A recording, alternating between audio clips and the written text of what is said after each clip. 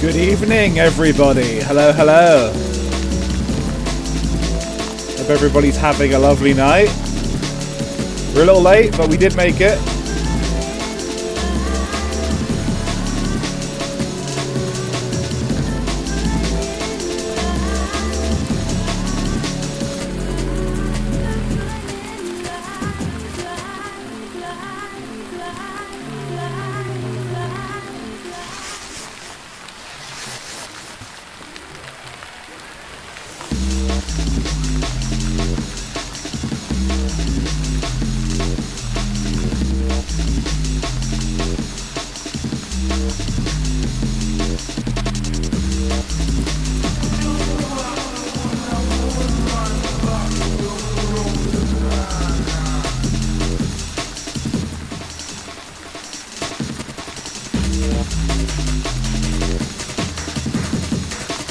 Terrible month. Oh no. Well, the month's nearly over. We can all just live for a few more days, we'll be okay.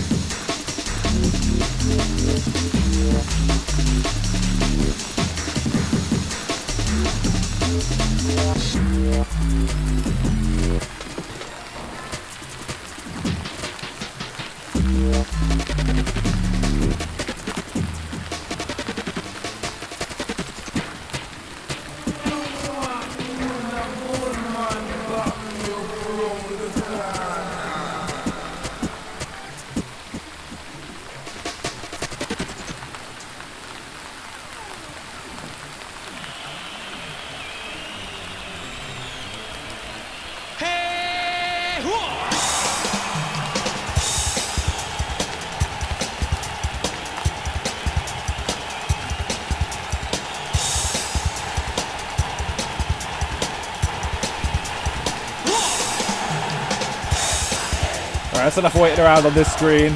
You guys have been waiting long enough. But yeah, welcome, welcome. It's Spike After Dark. We're back. For today, anyway. Hello, hello, hello. Welcome, welcome. Hello, hello. Welcome to Spike After Dark on a Wednesday night. Technically Thursday morning now. Hope you're all doing well. Relatively well, anyway. Admittedly, I know it's been a weird few days, probably for a lot of us. So, yeah. I hope you've all been like coping the best you can, anyway. Of course, Ozzy Osbourne died yesterday, which was really shocking, but also very metal because he had such a great show with the Sabbath reunion just last week, and yeah, now he's gone. Yeah, I was just thinking that, Rock Me. Like, it's, you know, some weeks in your life feel like years. This is like that. Trump is in the Epstein files. Well, yeah, but we knew that. We knew that a long time ago. Like that one is not on the level of the others. Well, definitely not on the level of Ozzy. Mimi getting married is, you know, it's definitely a happening, but I wouldn't like, it doesn't upset me or anything. I think I'm quite happy for her, you know. I was never a sapling or like a Mimi Gosling or anything, so it's not really. It's not really my thing. It's not really like something that would massively emotionally affect me. So I get if I get it if it is something that like completely threw you for a loop. But yeah, like I'm got the unicorns hanging around here. I don't think they do, you know. I don't think we got any unicorns. And you know, thankfully I don't think there's a massive amount of unicorns in our fan base. I think there were a few. And this was basically the great cleansing event, you know? Like, I think they're all gone now. WSP alleged leak. Interesting. Well, there you go. I mean, it doesn't even take a leak to understand that, considering everything that's happened over the past couple weeks. The guy could not possibly be more guilty acting, you know? But yeah, between V Shoujo imploding and Ozzy dying and Nini getting married and everything else, V Shoujo's hiring. I heard V Shoujo doesn't have a single VTuber. Yeah, sometimes nothing ever happens and sometimes everything happens at once.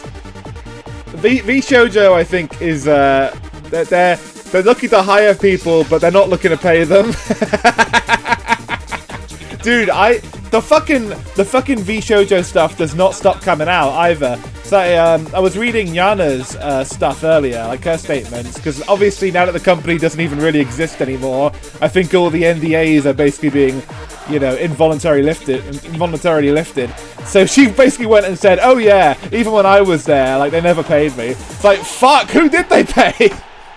Like, fuck, I cannot believe the state of the company and how bad they were and how much they got away with, I guess, just from having like a good sort of reputation, I guess, in terms of like talent first is what they always used to say and stuff like that. And, you know, talking about how they let people keep their IPs and stuff like that.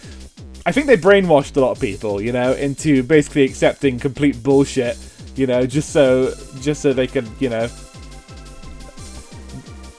have all the talent that they wanted and, you know, obviously pay them subpar wages or no wages in some cases. But yeah, absolutely abysmal. Like, I feel bad for the girls that were like stuck in that for so long. And certainly like the ones that, you know, wanted to leave and couldn't, or were like, or they had stories fabricated about them as to why they were leaving and shit like that. The whole thing is an absolutely insane rabbit hole. Like, it just gets worse the more you read about it, you know? But like, I've always kind of heard stories about V Shoujo and it being, yeah, they never did. It's classic, it really is. So yeah, that is a big part of it. And yeah, it's crazy how much was going on behind the scenes. But there's always going to be stuff going on behind the scenes in every corpo and every VTubing group and everything. But yeah, the extent of the incompetence is the real stunning thing here, and how a lot of people were just kind of drinking the Kool-Aid and just, you know, just dealing with not really getting paid, you know, because it was for the good of the company and, you know, the community and all that, and they just kind of put up with it. And yeah, thankfully nobody's putting up with it anymore, and they have literally no more employees, and it seems to be completely over. Yeah, exactly, Mechanic Cat. I can only imagine like a stupid cartoon CEO, or like the fucking guy from Smiling Friends who like keeps shoving chicken nuggets in his mouth. Like those are the only kind of archetypes I can imagine for the fucking CEO at this point, because what an absolutely appalling job he did. And yeah, Kayson's stream was absolutely fantastic as well, where she interviewed the Japanese CEO and basically grilled him a new asshole, and it was and yeah, quit on the spot. It was wonderful, you know. Like, it's so good to see strength coming back to the streamers, you know. While, you know, the situation undoubtedly sucks, it's really good to see people kind of standing up for themselves and also getting so much support. Obviously, Iron Mouse has like gathered loads more charity money now than she even made in the first place, like just from this situation, and has thankfully like largely patched up the massive dent that they stole off her. So like the amount of good things that have come from this is good to see, but the overall fact is, like, a lot of people are now out of a job, you know, that was supposed to be paying them, but wasn't really. I Spike Older said you need to be punished. What the fuck does that mean? What if Pikami can make a comeback? So, Pikami won't be making a comeback. As much as I was a big Pikami fan, she never owned the character. It was loaned to her from Voms, the corpo that she was with before. And as far as I know, she never got ownership of it. So, you know, the thing with Henya, at least, is that it is her own character and it's her own design. So, like, she owns it and can do whatever she wants with it. But, oh, it's an oldest clip? Okay. Do I dare click this? All right, what shit does the guy say? I'll have a little listen. Hold on.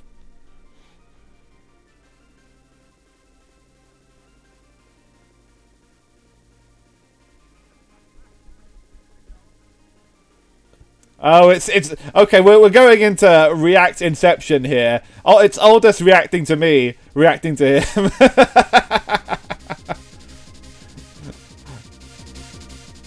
he didn't like being called a dog boy on stream, apparently. It's actually the exact opposite, Mechanica. Henya is the one that's her IP. And basically they wouldn't let her have it after when she left VOMs, which is an absolute shit move. And in general, that's another corpo that I think can go fuck themselves, because the way they handled her situation was absolutely fucking appalling. But, you know, that's what you get in the corpo life, you know. If you don't know how to conduct business, then you're just going to drop the ball, you know. But yeah, Pikami, if you guys can recall, she got stuck in a harassment campaign because she wanted to play... She didn't even play it, but she wanted to play the Harry Potter game. And basically, a lot of people ended up fucking harassing the shit out of her and sending very violent messages to her and just generally making her life a living hell for like a month or two or something like that. And, you know, the corpo VOMs, they wouldn't do a fucking thing. They wouldn't go to bat for her. It was a lot like the Coco situation in Hololive, you know. But even they made more effort than what was it, Gyari, is that his name? The fucking manager? But yeah, he didn't do a fucking thing. And, like, she just suffered and she had to leave, you know? So what happened there was, you know, Henya was her own creation. And she basically brought that to VShojo. And that's what happened there. So yeah, she is probably going to stay exactly as she is. It is a shame it's not the reverse, because I absolutely love Pikami's design and stuff. And it would be great, but... Yeah, like it was so stupid. Yeah. Absolutely, Rick. That's what she got caught up in, basically. All the completely mental people that were just looking to, you know, make anybody who played the fucking Wizard games live a living hell. All because, you know, like, J.K. Rowling is a complete cunt and an absolute fucking waste of space and, you know, everything else, like, and she's a shit author too. Like, don't get me wrong, I'm not about to sit here and defend Harry Potter. I think it's, like, one of the shittest series in history. I think she's one of the shittest writers in history, but, like, it's got nothing to do with that, you know? Corpus is shit. It's a miracle Hololive didn't have a major yab. Yeah. Oh yeah. They just do a better job covering their ass. Like, I'm sure every corpo is shit in its own way, and indeed in multiple of the same ways. He said you're projecting when you called him bottom. Oh, that's not true at all. He would say that, wouldn't he? It's classic. Yeah, it was very petty. Very, very petty. Sounds like copium to me. You are a Potterhead. No, I'm not a Potterhead. I'm sure I've told this story before, but when I was a kid, I read a couple of the books to impress a girl who really liked the books and the series and the film. I think it was around the time the first film came out, so it would have been like, you know, 2001, 2002. There was this like goth chick who was like really cute, and I think kind of liked me back a little bit, but like I wasn't too sure. But basically, she was really into Harry Potter at the time, as pretty much all girls were. And, yeah, I read, like, I think it was, like, Goblet of Fire that had just come out around that time. I read that whole thing and, like, the previous 2 books and shit like that. And, you know, I made the legitimate effort to read the books just so I could have shit to talk about, you know? And just, like, you know, actually have conversation topics and stuff like that. Yeah, exactly, Rock, exactly. She's just brain rotted, I think is the best way to put it. Like, she's complaining about a lot of stuff now that she was doing back in the day, and moreover, she's complaining about stuff that doesn't matter, you know? She has, like, become completely brain rotted by the internet and has no semblance of what the outside world is like anymore. The same thing happened to the fucking writer from Father Ted, whatever the fuck his name was. I can't remember. And the IT Crowd and those ones, those shows. Graham not something or other. But basically, got completely fucking brain broken by trans people and, you know, gay people and all the rest of it. Couldn't talk about anything else. Couldn't, like, it became their whole life. and they stopped producing anything of quality. But to be fair, like, other people were also involved in the writing of the IT Crowd. He can't take full credit. But still, it is a brilliant show. Yeah, exactly, Rick, exactly. Like, she is completely fake, you know? She's a grifter, you know? She's the classic archetype. She goes with whatever's going to get people talking about her. At the time, when she was looking for brownie points, what would get people talking was saying, oh, this completely innocuous character is gay. You know, and there's no evidence of that, but he is, just trust me. Like, back in the day, that was the grift, but now the grift is the exact opposite. And, you know, that's what she is, you know, she's that kind of person.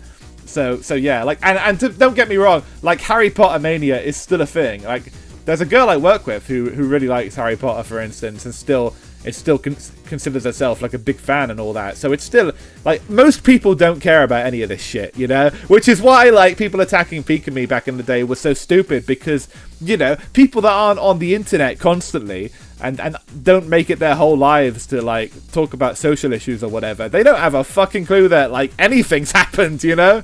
And they don't need, like, educating or anything like that. Just let them enjoy the fucking slop, you know?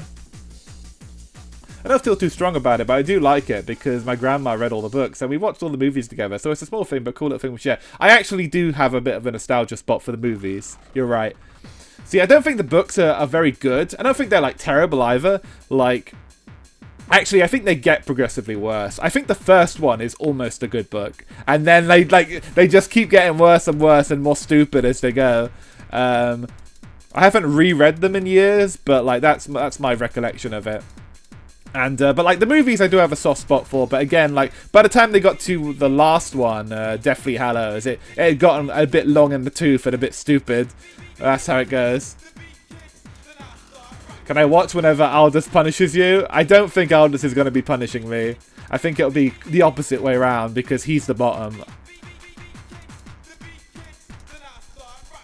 I'm a masochist? I mean, that's not true. You know, I'm not a masochist. I just, you know... Look, I can... Literally, no, I'm not. I'm just saying I can understand the appeal of, like, you know, being like, you know, in a... I'm not even gonna fucking finish that thought. there's no way I can finish that sentence that results in anything other than people calling me an M. So, you know, all I'm saying is, you know, sometimes hot girls, you know, pushing you around a little is fine, you know, and it's hot, whatever. It doesn't mean that you have to be a complete bitch about it. It doesn't mean you can't grab their arm really hard or push them back or, like, anything like that. You know, if they kick you in the balls, maybe you can kick them in the pussy. Like, I'm not saying you should be an absolute bitch about it, but I'm just saying, you know, a bit of rough horseplay now and again, it's cool, I think. Anyway, you know, that's my thought.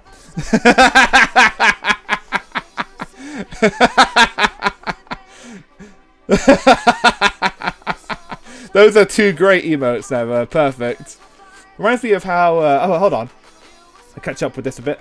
The Blizzard School of covering controversies. Yes, absolutely. Reminds me of how people tried attacking people who played the Harry Potter game. Yeah. That's what I was just talking about. Like, they tried it, and, like, unfortunately... And this is often a thing with Japanese artists on Twitter as well, when they get attacked for, like, ridiculous bullshit. When you're like on the other side and you're not, like, constantly in, you know, you're not constantly on English Twitter and you just see a bunch of really negative messages thrown at you out of completely nowhere, you know, a Japanese mentality is to assume you've done something drastically wrong, you know? And in reality, Pikami had done absolutely nothing, you know? She'd simply said, oh, this game sounds cool, I like Harry Potter, and that was enough. Didn't even play the damn thing. But yeah, it was utterly stupid. Horseplay. Well, it's well known that I enjoy horseplay. I haven't actually booted up Uma Musume today, so maybe later. But I've been very busy lately. Wait, finish that thought. No, I will not. Next CXW, Twinkie cage match. Spike versus Aldous. Oh my god, dude. And the crowd goes fucking mild. Like, who booked this shit is my question. That'd be like the arena evacuation match. Anyway, yeah, so today we are playing another interesting game. Tiny Terry's Turbo... Hold on, let me get the title right. Tiny Terry's Turbo Trip is today's game. Somebody put the trailer for this one on Discord a while back, and it looked cute. It looked kind of fun, so we're going to check it out. And yeah, it's another kind of goofy CarPG style game in a similar vein to Yellow Taxi Goes Vroom, which I've played quite a few, I've done a few streams of, and I do want to finish it at some point, because it is a fun game, but every time I play it, I have to relearn the mechanics. He's a bad dog? Oh, I know he is. He has definitely bitten before. I see. Right, so what was I saying? Yeah, so every time I play Yellow Taxi Goes Vroom, I have to, like, remember the controls, so... I do want to play it again, but I'm holding off until I can maybe practice a little bit. But yeah, this game reminds me of that, just looking at the trailer and stuff. And also, similar to that, it has a bit of a Reddit title, but I'll let them have it. And it's a shame, because I really like Yellow Taxi Goes Vroom, and I really like the writing in the game and stuff, but that title, dude... That the Reddit Taxi Goes literally this game's got a little bit of a Reddit title as well, but we'll see how it goes, you know. I don't know what exactly makes up a Reddit title, like the DNA of one, but yeah, I can't even. I'm having a bit of trouble. Tiny Terry's Turbo Trip is the name of the game. You both provide food for the ship. You just came in here to jerk off, didn't you? Catch you later, Fancy. X goes Y makes a Reddit... Yeah, X goes Y. It does make a Reddit title, absolutely. You know it when you see it. Yeah. I think too much alliteration might also make a Reddit title, possibly. It's okay in small doses, but I don't know. Anyway, the game is waiting for us, so let's check it out together, shall we?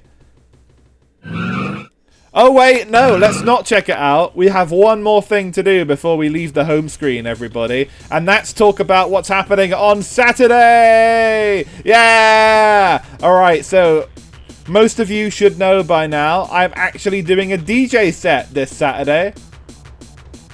I'm in this very, very impressive lineup for Tabimono Fest. The Tabimono Fest versus Annie Clover event. Which, again, like, that I'm in this list is fucking remarkable. I'm literally only in the list because I dropped Mono a message and was like, hey, can I DJ in your next thing? You know, because I saw it last year and it was really good. It was really fun. And, like, it was just a lot of the community and stuff doing little DJ sets and, you know, trying it out. You know, it was a lot of amateurs last year. Not in a bad way, because they were all good. But it was a lot of people just kind of trying DJ for the first time. And unfortunately, Mono's made so many fucking waves over the last year that she now has this poster, which has like a bunch of actual bona fide legends on it. And a couple of other Tabimonos like myself that, like, you know, haven't been DJing too long, but have been DJing a decent amount. And then there's me, you know? Like, my set is not going to look good next to Assertive. I'll say that right now. Dude is an absolute legend. But it's okay, because we're going to have fun. We're going to do it. We're going to be there. So, you know, I'm not, like, I've got my set basically mapped out already.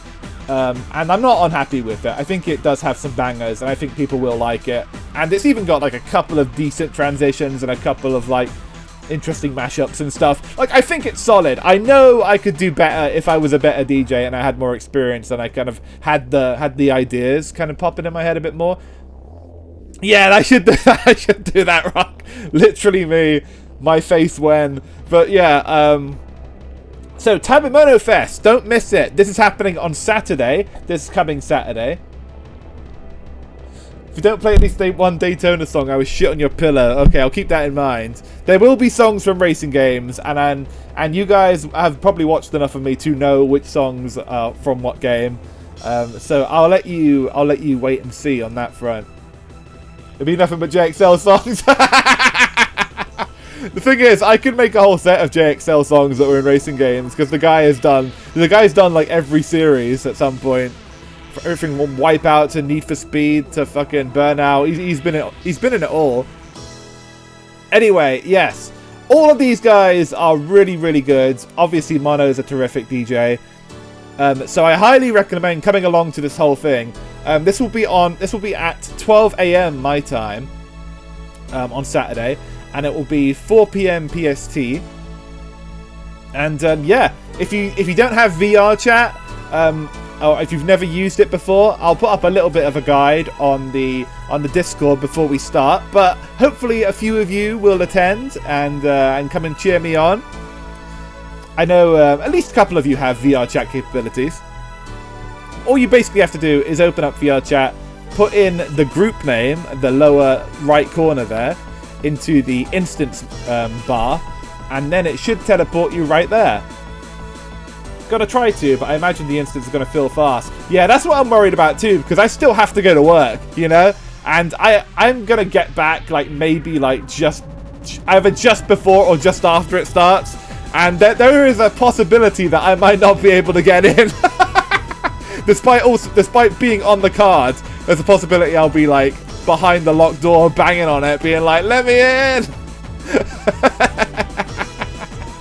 But yeah, it's probably going to fill quite fast. It's obviously got a lot of eyes on it. I think a lot of like official VR chat groups are like quite excited about it too. So it's gone a little bit further afield than the typical VTuber sphere. But it should be really good, and I'm going to make sure the stuff I do doesn't bring it down too much. So yeah, come along and enjoy some of my choices. It's going to be a mostly like more techno-y, more like dancey, hardcore style. So like Ridge Racer and yeah, JXL and stuff like that. You know, so if you like that kind of vibe, then you'll enjoy what I have. But everybody will be offering something a little bit different here. That's the beauty of having a bunch of different DJs together and stuff like this. But yeah, July 26th. Come along, and I probably won't stream before then, so I will no doubt talk about what happens next time I'm streaming. And hopefully it's not a story of it being a complete disaster. What I'm dreading at the moment is my MiFi completely acting up and just being like, just dropping, 5 minutes into the set and never coming back. Because, we've only got a certain time limit for all of us, because Mono has to squeeze in so many different acts. So if I go over my time because my fucking internet went out, that's going to be rather bad. So, I'm going to be very careful and make sure that everything is a-okay. But yes, that'll be happening on Saturday, and I've still got a little bit of stuff to repair. I'm going to have like a new outfit and stuff for it. Well, that I think is like pretty cool. But yeah, see you guys there, hopefully. Let's start today's game.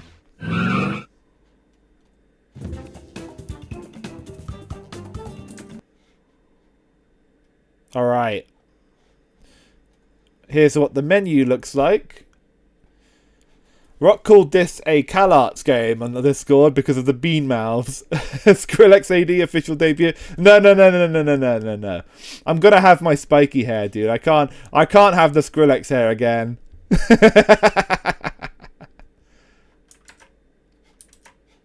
Okay. Okay, hopefully that sound is okay. I noticed this is one of those annoying games that like takes the mouse, so I need to be a little careful about how I use it. There you go. Yeah, you can watch the VOD. Yeah. Absolutely, Rock. I'll also, I'll definitely post the VOD, and I'll post like a FLAC or whatever of the set itself, like just the raw audio. I probably won't be able to like record it myself, just because that'd probably be too taxing on my system while I'm doing all the other shit. So like, if there is anybody else recording like stuff from the event, I'll be sure to post that. It's a casual game. Nice. I mean, that's fine because, like, I don't really have a whole lot of time anyway. So, you know, I figured this would be a good one to just jump into and play a bit of. Anyway, new game. 0%. Love to see it. Let's get started. Job application center is loading. Sorry for the jump scare, everybody. Yeah, you'll be cooked. You'll be cooked, Never. Now, you can probably join. Just try and join, like, you know, a little early or, like, around the time it starts. The thing is, though, I went to Mono's VRCat stuff the first night when she was going around VCat. And, it filled up at the end, but it wasn't bad for most of it. It took, because, like, it fills up at 80, so, like, it probably won't fill up instantly, but it probably will fill up, you know, by an hour or two, is my guess. So, yeah, just try and get there early-ish, and hopefully you'll get in. But even still, if you don't get in, just queue up. You know, join the queue, and if somebody crashes or leaves or whatever, you can jump in and take their place and lock them out. Just make sure it's not me. I still got to do my set somehow. Anyway, here we go. Hello, sir. Hello, sir. I take it you are also looking for a job? I need a car. Ah, yes, a job with a lease car. Just a car, without the job, if possible. Post that tutorial and I'll be in there in the dot. Nice, nice. I will do that. The perks of being a neat owl make camp. Nice, nice. Good work, Mechanica. Glad to hear it. I see. Are you going to drive that car anywhere specific? Space. Of course, space. Very cool, sir. Are you looking for a new job? I love the voices. It's very like Animal Crossing like. Yes, certainly. Okay. Dude, she's drooling. I can spot a Fujo anywhere, dude. Next, please. Wait, sir. I really enjoyed our little chat just now, sir. Would you like to have my phone number so we can stay in touch? Oh, very smooth. What's the number? A 1. He's John Telephone?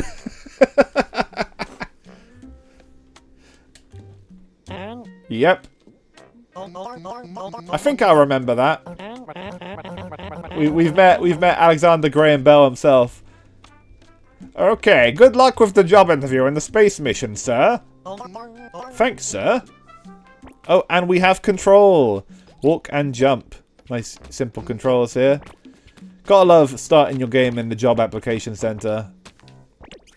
You can sit on the seats. Cute. You can make random noises when you're sitting on the seat. Very crazy frog coded, don't you think? God, I've played that song so many times over the last week with all the fucking school holidays and stuff. It is a floor filler, you know. It's just annoying. Over here. Hi, Terry. What kind of job are you looking for? Just looking for a car. There's someone in the building recruiting taxi couriers. Would you be interested in that? That'll get me a car. Oh my god, we're literally playing another taxi game. She's 100% a VTuber, right? She absolutely is. The fucking red glasses and the drool coming out of her mouth. Yeah, I know who this is.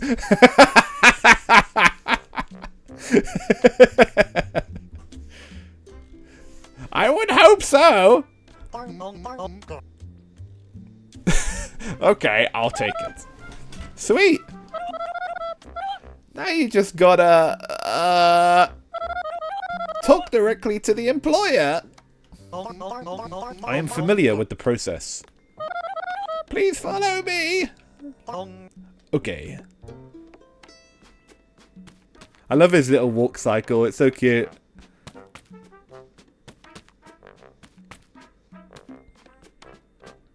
God, this brings back lovely memories of being at the job centre. Stay strong. Thank you, Sogo. I will. This way? Oh, here they are. So you want a taxi man, huh? And welcome, by the way. Hello. Hello. What's your price? And name. Oh, I see, Sogo. Oh, no, don't worry about that, dude. I have to play Crazy Frog all the time. I have to play the Macarena all the time. Chocolate. What else? The Saturday Night and the Purple People Eater. It's a holiday park, dude. It's nothing but shitty ass party dances. Agadoo and what's the fucking other one? I Am the Music Man. Yeah, it's great. The thing is, though, like, I never really start with them. I always kind of, like, read the vibe of the... When I'm doing DJing and stuff, I just kind of read the vibe. Like, I'll start with something that's actually, like, decent and actually good. Still danceable, but like, if what happens is somebody comes up and requests, oh, can we have the cha-cha slide? Oh, can we have the Crazy Frog? Then I know they're looking for bullshit, you know? And from there, I can read the vibe, and I'm like, okay, so the crowd keeps asking me to play Tat, so I guess I'll just play all the goofy-ass, silly songs. And it always works. That's true, Sogo. It would be nice. I can look at my phone at least, but I can't shield my ears. But yeah, it's hard to explain to, like, people that aren't English, like, the genre of music that this is. Like, yeah. I mean, it's a little Kino, you know? Like, it's not the worst ever. Like, there's definitely songs I'd like to hear less, you know what I mean?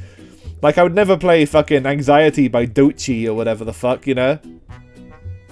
Like, even if somebody requests that, I'll be like, oh yeah, you know, I'll put it on if I can. Like, I won't put it on. there's a few songs that I'll just never put on because they're so rubbish. But like, yeah, party dances are goofy, but they're quite good in a song sense because they do get the crowd on the dance floor and like involved and stuff, you know. But I'm hoping that, you know, I'm not in this job forever because it is going to make me, you know, it's going to make me, like, hate all these goofy-ass songs, you know? Just because of a constant exposure to them.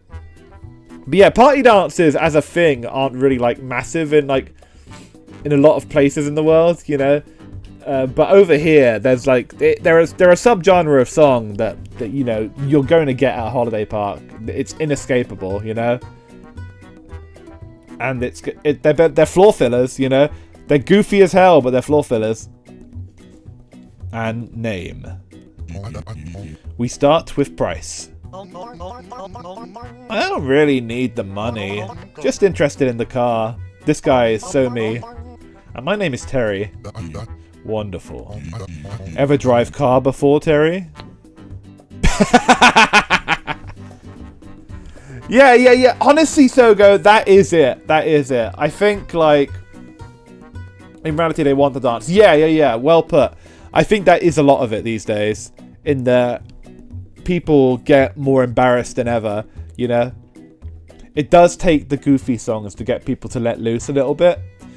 And I've discovered that, like, from doing this, which is why I've got some goofy stuff, some fairly goofy stuff in my DJ set as well, because it does kind of, it loosens you up a little bit, you know? And you can then play something that's, like, not quite as stupid, but still dancey, and they'll stay on the dance floor, you know? But I think as a society, people are, like, a little bit more apprehensive to have fun and, like, let loose and dance around and stuff. Oh, yeah, of course I've played the Chicken Song, of course. The Chicken Song isn't as popular as it was when I was a kid, though, shockingly. Like, it still occasionally gets a request, but, like, I don't play it that often. Just every few weeks or so, you know? Ones that are really popular when I was a kid were like, and that aren't anymore, are like the Time Warp and the Chicken Song. and the old campfire. Like those were like every night when I was a kid and going to holiday parks. But they don't really get any reaction anymore. I think because people forgot the dances. They didn't forget the fucking Macarena there. No chance. I'm gonna say no just to see what happens. I've never driven a car. I just want one. Got driver license then? That'd be hilarious.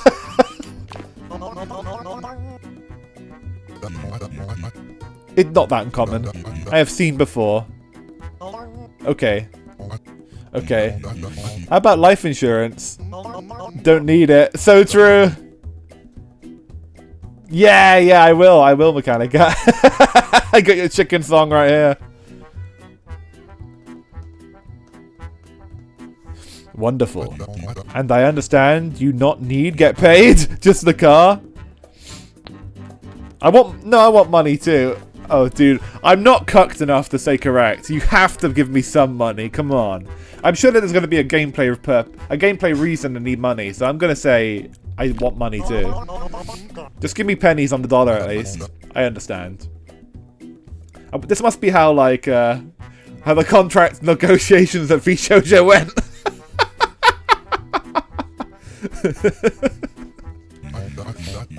I write down minimum wage. Okay. Congratulations. You have job as taxi driver. Sweet. There is yellow car waiting for you outside. It looked like Big Shoe on wheels. That's all I ever wanted. Visit my garage later, okay? Okay. Alright, we got a job and you will never do it. Nice, well we just got the car. You can have one shitty manager and a page on our website. True. And never get paid. Also, we take a cut of everything. Honestly, remarkable to read, but, you know. As I said, I'm happy that more power is coming back to independent VTubers, but I do feel like the impasse is that a lot of VTubers prefer being corpo, you know, and they kind of they're not really looking to do their own management shit and book all their own shit and sort out all of their own, you know, merchandise and stuff like that. So, yeah, I do feel bad for them in that sense because, you know, I think ones like Henya, for instance, she's only ever been a corpo, you know? She was never an indie at any point. So it's got to be a little scary, I imagine. To just have all of these people just flung into being independent now. But, you know, I think they'll be okay. And I'm glad that everybody's supporting them. I was never the biggest VShojo guys. I literally just liked a few of them. But that's fine. Sheep will always be sheep. We are in the best age to be indie. Literally everything is at your fingertips. I think so too. They'll probably hire people to do some Janny work. I hope so. But yeah, it's a bit of a tough ask to expect them to do all the jobs that they, you know, used to have taken care of for them. Which one looks like an old shoe? I might be taking this a bit too literally. Oh, there's actually a GTA style minimap there. I think it's probably this one, right? Traveling by car is the fastest way to cross long distances. Note, Terry can leave the car at any time to interact more with the environment. But yeah, I think it's the best time to be indie, and I think the tricky thing, I think in terms of exposure, it's the best time to be indie. In terms of getting paid, it's not, because it's, you know, Twitch is taking more money than ever, and you really do need to make it big. Yeah, the thing is, VShojo got off to a very rough start and was okay in the middle and obviously got off to a rough end. But, I started, kind of being into them a bit more when I saw a bit of Iron Mouse and I liked her. I liked watching some of her streams. And obviously, when Henya went over there and she started with them, I started watching her all the time because I was already watching her all the time as Pikami, so, you know, it was a natural thing. So, I ended up, thinking, oh, well, this company seems okay. They're letting them keep their IPs. They're making merchandise. They're doing this. They're doing that. But obviously, they weren't okay at all. Yeah, they were fucking terrible, but now we know. But yes, like that just goes to show you how much can be going on without, I guess there were always rumors about them, but like nobody ever really knew the weight of how bad it gotten. Oh, and Kason too. Yes, I should definitely mention Kason there because I don't think I knew of them before Kason. I think I probably had heard that like Nyanas was with a corpo, but like I never really watched her, so But when Kason went over, I was already watching her before though because she actually was an indie for a while. Like when she first left Hololive, she was actually just doing her own thing for a bit and then eventually joined them. But like I was already a fan of her before the site. For the group, I should say. When they opened those applications to everyone and threw them all out just to Vulture X Hololive talents. Yep, absolutely. They have very questionable decision-making skills in that regard. They really just seemed like they were interested in getting all the heavy hitters and obviously, nickel and diming them out of doing work. It was pretty crazy. At those numbers, you aren't really indie anymore. Your IP is your brand, and at some point you need to let go of 100% control if you want to grow and maintain what you have. Yeah, exactly, Mechanica, exactly. I think at some point you do need to let loose a little bit. On the level of like something like Doki Bird and Mint Fantome and stuff like that. Like to get to that kind of level, you can't be doing literally everything yourself. You have to have like maybe not a manager, but at least like a couple of people that are like taking care of things for you, a couple of Jannies, and people that are in charge of merchandise and concerts and stuff like that. But like I guess the idea of the indie that has a few more like corpo like tendencies, a few more like things taken care of, a few more like things covered. That is like maybe the new meta, But nothing's perfect, There's no one corpo that's doing everything right. There's no one indie group that's like got every advantage that a corpo has. Like it's a tricky thing to find the balance, I did read someone saying we needed a word for corpos that graduate and go indie. I think you can be big and indie as long as you're not going with any corpo. People like to say Neuro is not indie just because she's big. Yeah. I had this argument with Nelson on the last CXW actually. Like. Neuro has, I guess you could call it corpo funding, She's got like, was it Valorant that keeps giving her money, I think? So like she's been well funded by corporations, but like not because there's any actual affiliation. It's just kind of how things went, And she technically is indie, but she's maybe a little bit too big to be indie in a traditional sense, and I guess people have a bit of a problem with it. Yeah, sponsors are not the same as being corpo. I agree. I don't think so either. But like, I think we might be entering an age of indies having more things like that. That beyond just like gamer subs, all the rest of the bollocks. Like, oh my god, we're already running people off the fucking road. Oh yeah, Vidal is definitely doing his own thing. And that's always been very obvious. He does not approach things in a corpo mentality at all, And nothing about Neuro is from that kind of idol stance either. Like it's obviously engaged with people because of, the freedom that he's had to do what he wants with it. Yeah. I think that was just like, that's just Valorant's thing, but like but Neuro was just one of their bigger targets, I guess. And as I recall, we were like bickering about, whether she's a corpo or not because Valorant fucking gave her so much money. But yeah, like it's I don't think so. I think she's an indie. Yeah, absolutely, Rock. I completely agree. I think he's great. I think he's legit one of the best male VTubers, like, by far, And that's, like, putting aside Neuro and, like, all of that stuff. He's tremendously entertaining, really interesting to listen to. Like, I'm not a coding guy, but I can listen to him talk about it for ages, Like, super engaging guy, lovely guy, and, great fucking project in general. Like, been great to watch it. But, yeah. What was I going to say? Like, people, I think we're definitely, we're in a bit of a transitional period in figuring out what the hell VTubing is going to look like from here. And as you said, Rock, there's a lot of ex-corpos that are going indie or returning to indie, and there isn't really a term for it yet, but that is kind of going to be a thing a lot more now, I think. We're back in the car park. Where were we meant to go anyway? Oh yeah, there's a map, isn't there? Hold on. Terry's stuff. Alright, let's look at what's on the map. We should probably go here. Oh, is that where we came from? No, that's the job centre. Yeah, the dev streams are great. Spike nav already. The truck and trucker. Want to go there? Alright, let's go there. Alright, we gave ourselves a little target now. I love the little farty engine noise.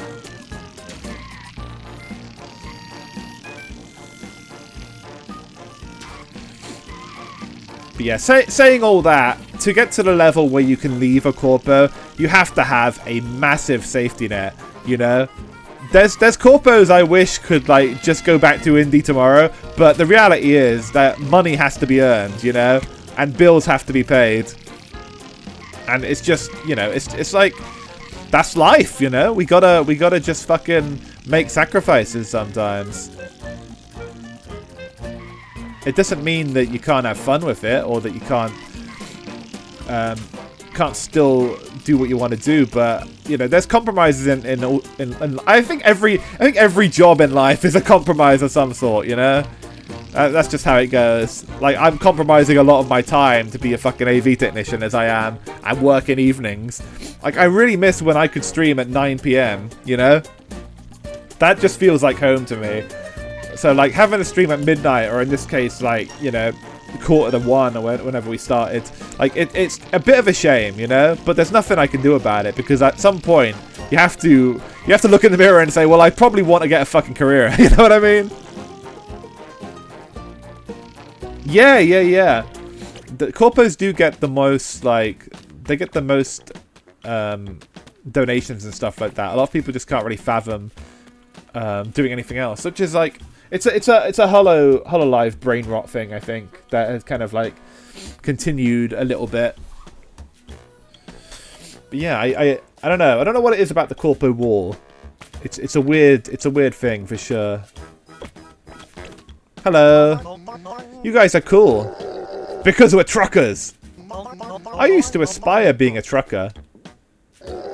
What went wrong? I have bigger plans now.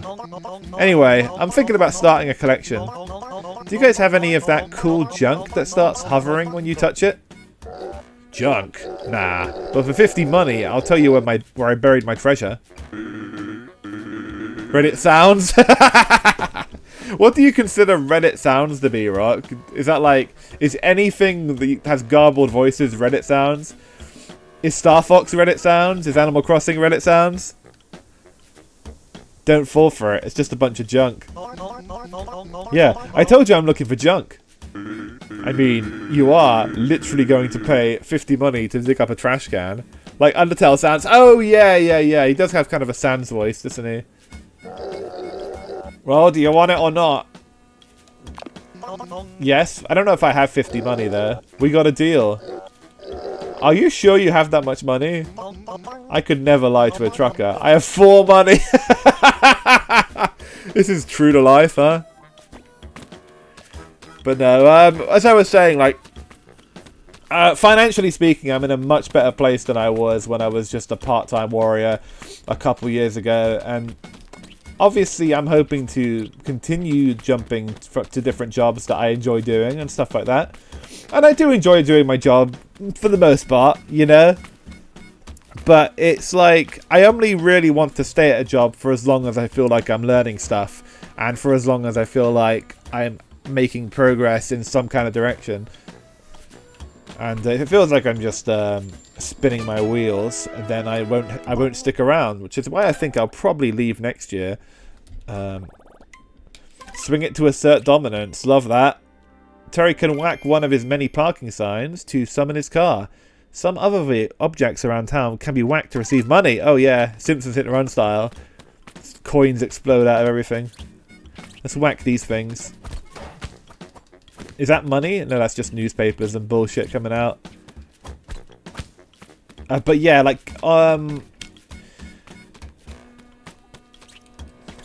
don't want to be one of those people that would be like, oh, well, I'd never join a corpo, because the truth is, if a good offer like came to me and they were actually good, then like, if the corpo scene was completely different than what it is, I'd be happy to fucking make money streaming, you know.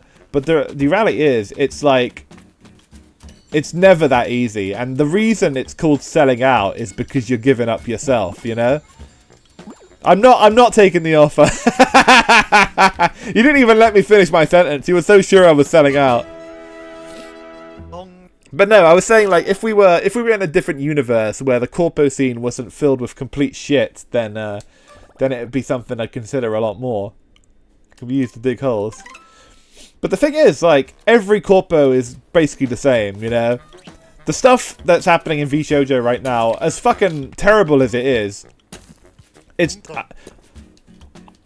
not even the first time I've heard of, like, charity streams having their money taken, you know what I mean? Like, I've heard stories, and this is shit that like all corpos will pull on you if they feel like they have leverage, you know. And that's kind of that's the downside, you know, because I only really want to stream for fun, and I only really want to do it like as something that I could do on my free time and you know, get enjoyment out of. I do it the way I do it for that reason, because if it did actually become my job and I had to do it and I, you know, couldn't just not stream if I was feeling bad, then yeah, it'd be a problem, you know.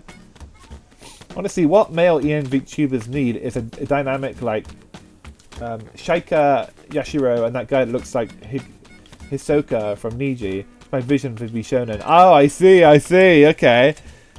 You're coming up with the vision, huh? Is there a way to change weapons? I'm sure there must be. Hold on. Oh, is it on inventory? I guess it must be. Hold on. Still getting used to the controls. Where's my wacky device? Here we are. That's more like it. Oh, we got some money that time. We have 8 money now. It's pretty good. I think it's a good thing, to be honest. A wake-up call to all the motherfuckers that still defend corporate mentality BS. Completely agree, Mechanic Cat. I think it should be a wake-up call. I don't know if it will be a wake-up call to corpos, because I think the problem with them, and this is like from an outsider perspective, who has like a couple of corpo friends that I talk to, like that's, you know, my insight in this is not like tremendous, but the vibe I get from basically every fucking corpo is that the management is basically always old heads that have been, that, you know, are holdovers from the idol industry or holdovers from some tech company or some bullshit, and they just don't really get it, and they don't really learn the lessons that they should. Like something Kason was talking about in her stream was, well, rather the CEO was talking about it, but half of the reason the charity bullshit happened is because they just kind of treat all sort of earnings from VShojo, it's all just kind of put into the same pot. Like everything from the office to the streamers to like everything. It was just being treated like with basically no real care at all, you know? It was being treated like any other business, whereas I think there's very specific requirements that VTubing and streaming specifically need. And one of those things is, of course, like fundraisers and stuff like that. They need their own pot. They need their own like style of stream. They need their own like configuration. Let's get my car back. There we go. And yeah, there's just a lot of like people that don't want to let go of their cushy positions, that don't really know the first thing about what they're doing, you know? And a lot of people that are just outright malicious and, you know, looking to take advantage of people as well. Like, VTuber management and corpo management in general is a complete clusterfuck. And that is absolutely not to say that there aren't good people involved, because there are, you know, but all it takes is one bad apple a lot of the time. You can have one guy who like fucks up so catastrophically that it can take an entire company down, as we've seen. And I don't think the VShojo thing is a one guy situation. I think it's like That's kind of the company line, but I think it's a little naive to assume that. You know, I think it definitely was rotten to the core. You know, I think people were getting away with a lot for a long time. But you know, if you don't call them out, then shit like that is allowed to fester. Which is what I hope the lesson. Not only do I hope corpos learn a lesson, but I hope the streamers themselves learn a lesson as well, to have faith in their fans and call shit like this out, you know? Take risks now and again, you know? If you have to quit your fucking job and, like, you know, and go indie for a while, then fucking do it, you know? If you honestly feel like you're getting fucked over at such an extent, then I would always recommend just fucking getting the hell out of there and figuring it out later. But that's just how I live life, you know. I'm not everybody, and not everybody's going to feel the same way. But yeah, if I was in the situation that they were, I would have fucked off, and I would have done exactly what they did, you know. People does need to learn to not tolerate this shit. It's wrong to get stuff like this get to a level a lot of shit had to happen to get 21 million money voided. Yeah, exactly. And I get it, you know, when you're working a job and, you know, you're in the thick of it and you're trying to, like, be a good soldier and stuff, you do put up with a lot of bullshit. You know, you might let the occasional missed paycheck slide and stuff like that, but there's just, you know, everybody there, even dating back to, like, Nyanas, who was owed a bunch of money, and she hasn't even been there for ages. Like, everybody there was owed substantial money, and they all just put up with it, you know? Whether it be for the exposure or the good of the company or the actually liking most of the staff, like, or liking the other girls, like, whatever the reason was, they put up with a lot of bullshit. And, you know, I think people should become a little less tolerant, you know. I think they should fucking call corpos out.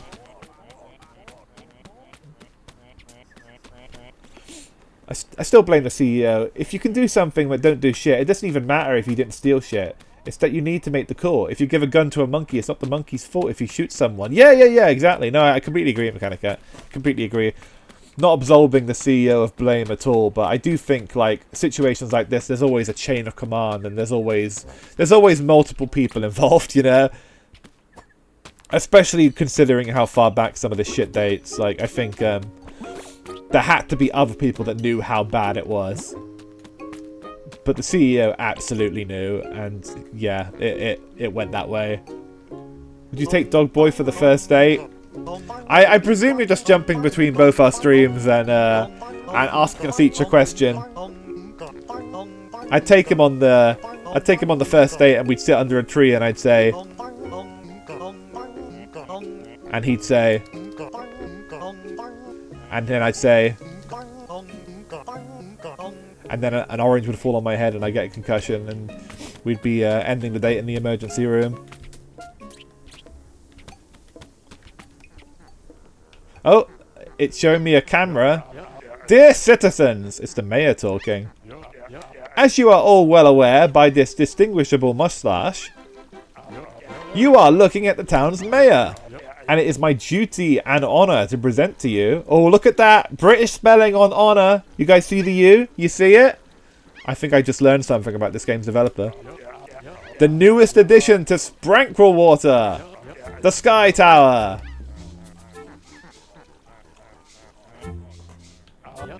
A building so tall that we cannot see the end to it. A metaphor for the potential of our beautiful town, of course. Its sole and humble purpose is to impress the surrounding towns. And thus, after highly intellectual discussions, we have reached the unconventional decision to not add an entrance to the building. As for why that would defeat its purpose, I wish for you all to deeply enjoy the new look of our horizon for many years to come.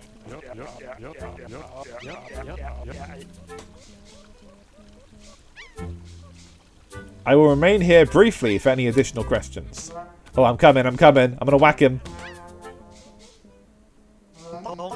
I have a question. What is on your mind, respected citizen? Why is there a road leading into the building? Ah, yes, the roads. Spranklewater is, of course, mostly known for the large amount of car accidents. But is that really a bad thing?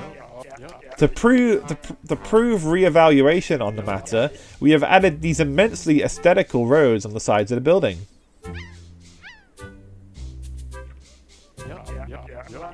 Oh yeah, I saw Brutal Legends 3. I was actually debating streaming it today because of Aussie.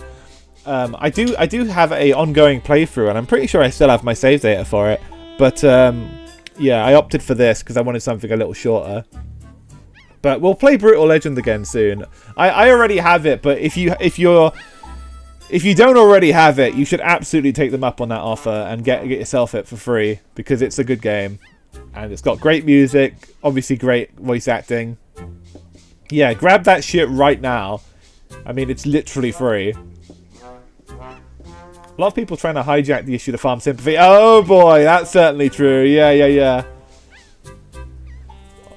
Obviously the corpo's at fault, but you should act if you see this kind of abuse happening. As I said, a lot of stuff had to happen to a significant amount of money. Yeah, I think the tricky thing with a lot of these VTuber corporations, especially the shady ones, is there's a lot of like NDAs and shit like that. So from what I was reading, I think a lot of people were in situations where they couldn't say as much as they'd want to and actually, you know, lend a hand and kind of be a whistleblower, so to speak. Because, yeah, the contracts, I think Nyana said in her stream earlier that, like, when she showed her contract to a lawyer, they were, like, horrified at it. they were like, don't sign this. It apparently had a lot of legalese and just completely illegal bullshit in there that, you know, would not be enforceable in any first world country. And, that's kind of the kind of shit that it was, you know, that you can't say anything bad about the company ever, and you can't, you know, stand up for yourself, and a lot of that kind of stuff. So yeah, so it really sucks, you know. But again, like, they're not necessarily they didn't sign it because they're stupid. Like, options were limited, you know. And obviously they did get good exposure from it. But the trade-off of going corpo is agreeing to a lot of stuff like that, you know? And you just have to make a sensible enough decision, you know?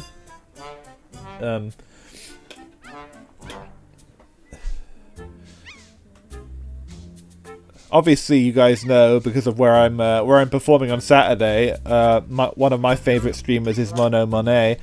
I'm very glad that she landed in a place that, you know, while not perfect, is also not VShojo, you know?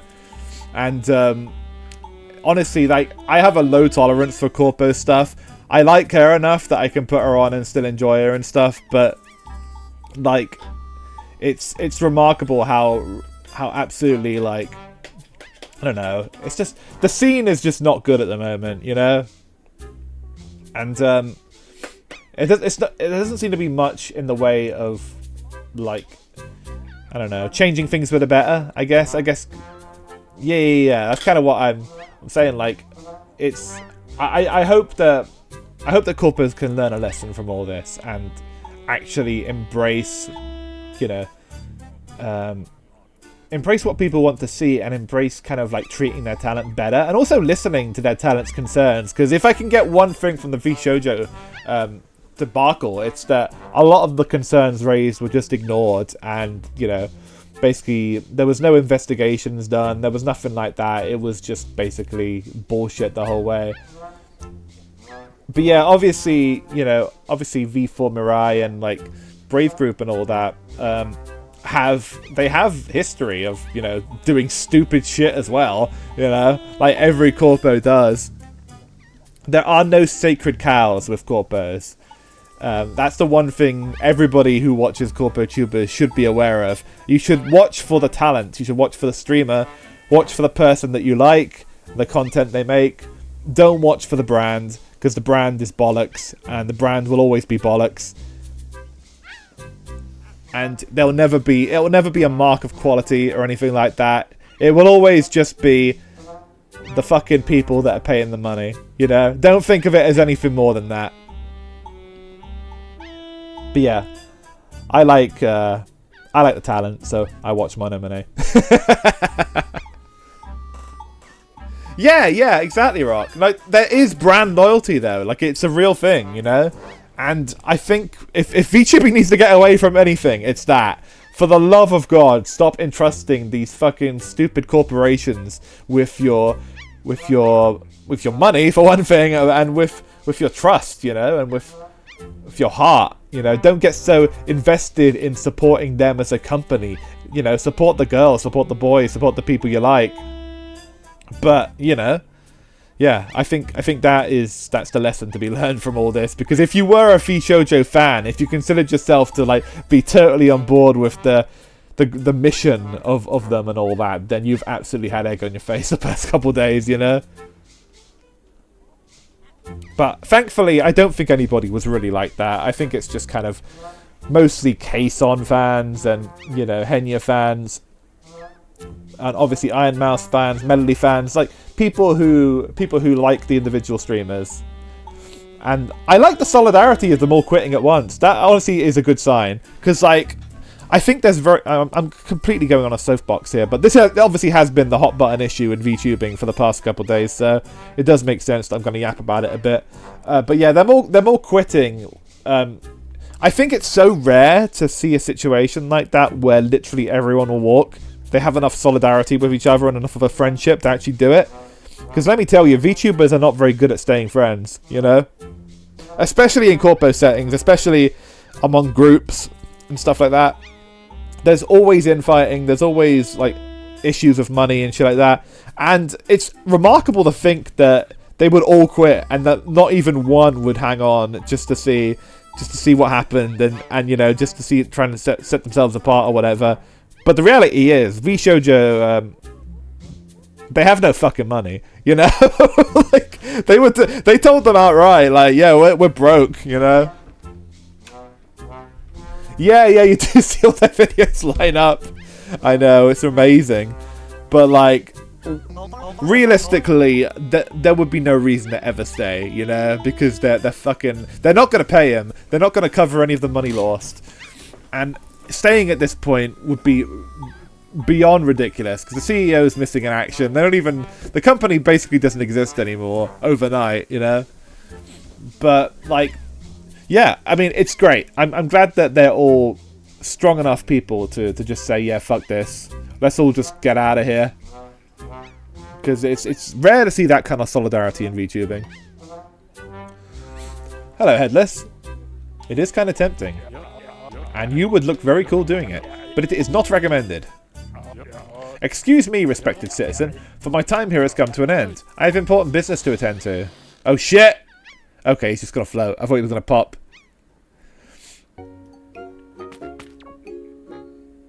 Can I look up at him? Don't think I can. Oh, I can.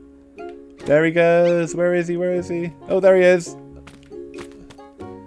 How far is he gonna go? Is he gonna keep going up? This music is very SpongeBob. He just keeps going. Look at him go. Will any of them be my GF? That is the question, isn't it, Headless? Somehow, I don't think they will. Hola, Senor Headless. Hola. Yeah, like, I think most of those girls are probably spoken for, and if they're not, they're probably more interested in girls.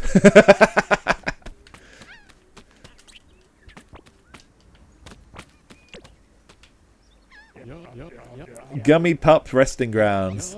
Gummy Pups, our town's mascots. Thank you for representing our beloved town, Spranklewater. Your services will be carried over to the Sky Tower. Okay. I wonder if I should try and drive up that massive building. And go back to Horse Girls. That's what I'm saying, right? Mockelfrock. Oh, by the way, my vodka figure did arrive at my house. I don't have it with me right now, but when I go back, maybe like next week, I'll pick it up and send a picture. Yeah, it is the law. That's very true, Mechanicat. The figurehead of Spranklewater's founding, the town that would be envied around the world. A place of unrestricted opportunity, free of law enforcement. You did say super gay. That is surely against the law. Among many more components that still shape Spranklewater's face today. As our beloved town lived on through the years, it earned many more mascots. Mascots that each represent the things we celebrate in Spranklewater. These statues pay respect to our town's history. Please enjoy yourself and keep reading. Okay. Where's my car? We need to get back on the road, I think. Also, picture on Discord now? Okay, hold on. Oh, you mean post a picture of Rodka? I will, yes. I'll post a picture as soon as I have her open and set up and stuff. I need to go visit my house first. I'm still in the van at the moment.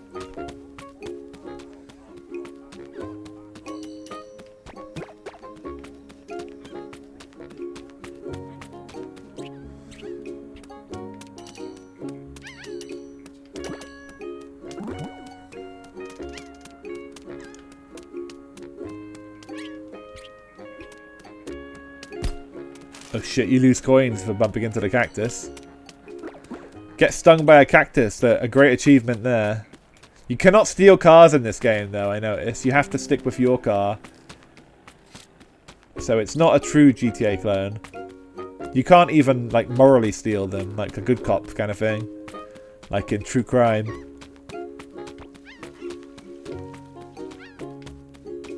I'm looking for one of those P posts that I can smash. There it is, over there.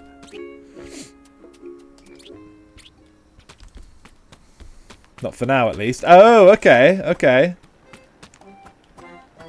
That's interesting. I have to wait for it to come down, I think. It's like taunting me. Oh shit, I got ran over. I'm okay. Got it.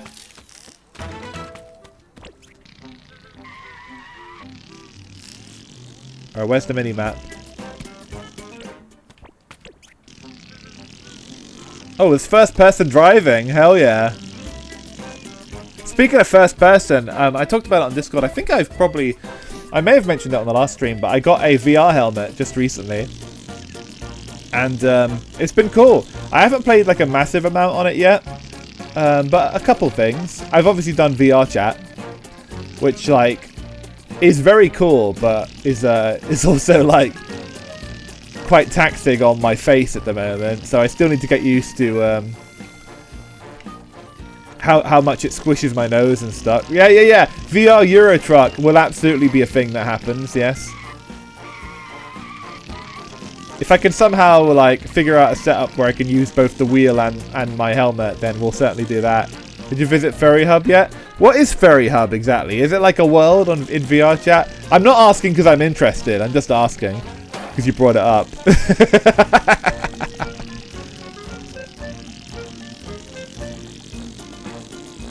I'm definitely not going to Hot Chick Heaven.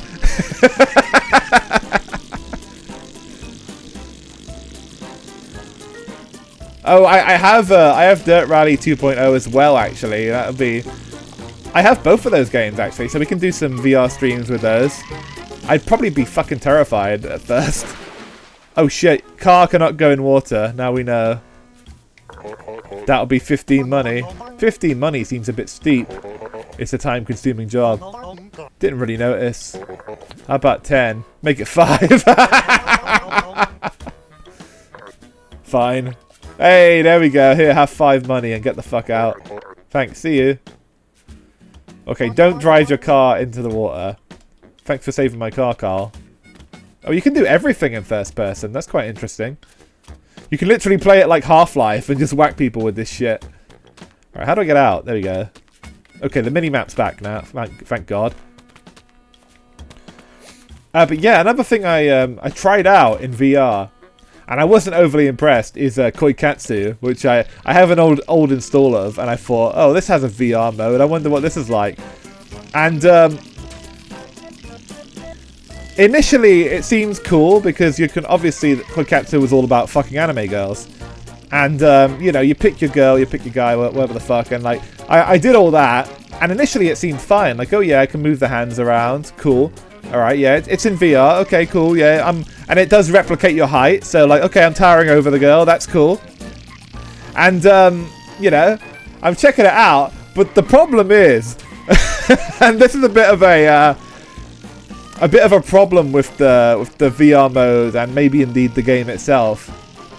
The second you pick a position, like a sex position, instead of it like latching on to your head, what tends to happen is it makes an attempt to latch onto your head, but then it like, and by this I mean the character's head.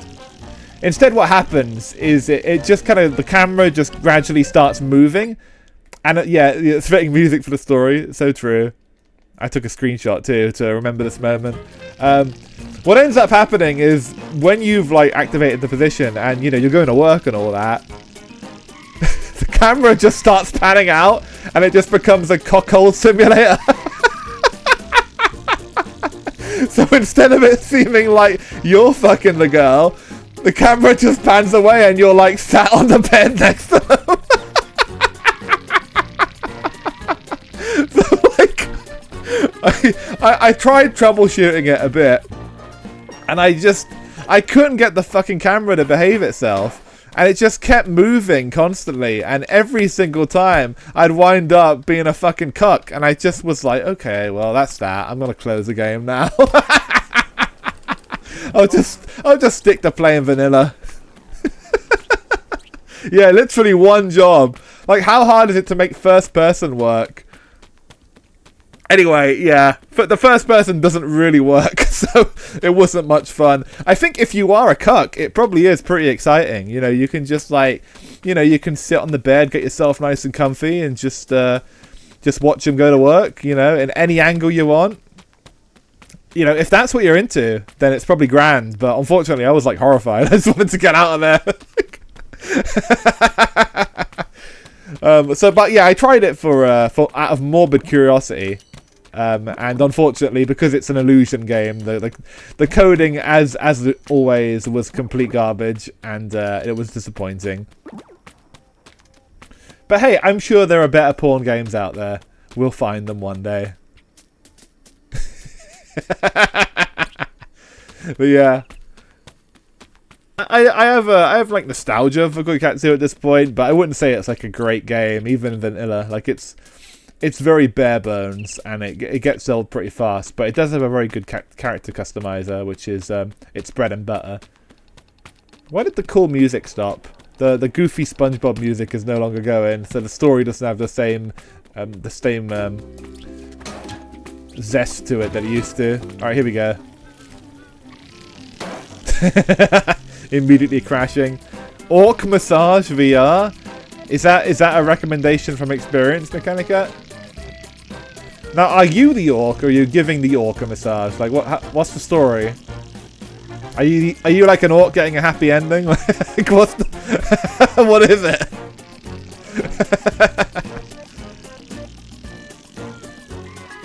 Galgun is oh, does it? Galgun does.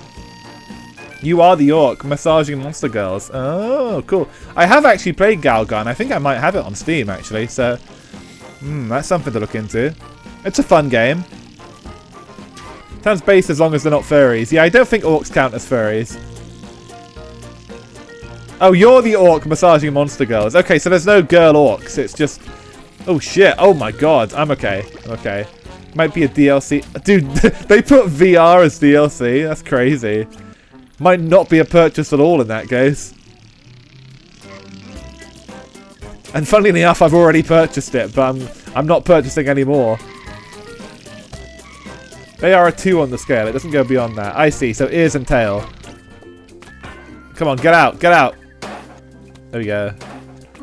Well, we all love a 2 on the scale here. I know even Rock Me loves a 2 on the scale. There's like random piles of shit here. I don't know what that's about. Also, sometimes the mini-map doesn't come up. I'm not sure if there's like a button. There it is. Alright, so it's the left trigger. Oh yeah, they've got to justify the wasted resources. Yeah. I had Galgun 2 on the Switch. Like, it was one of the first Switch games I got, in fact. And it was good. But like, It was, it had a bit of a disappointing story mode. I'm sure I've talked about it before, where, like, one of the girls that you're getting close to, one of the, like, story girls, winds up to be an angel, and she, like, just flies away and you never see her again. It was a downer. I'm not exactly sure what the writer was going for, but I never got to first base with the cute neighbor girl, so I can only be disappointed. Tomboy Adventure? You're telling me this is VR? Interesting. Okay, okay. Good recommendation also.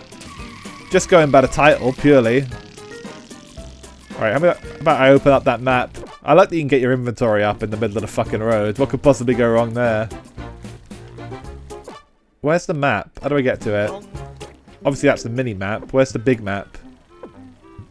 I'm sure there was a big map. I had it open before. Just trying to remember how I got to it. That's first person. Map. There we go. You just open it. It's just an item. It looks really nice. Cool. Let me click it. Alright, hold on. I'm gonna give it a click.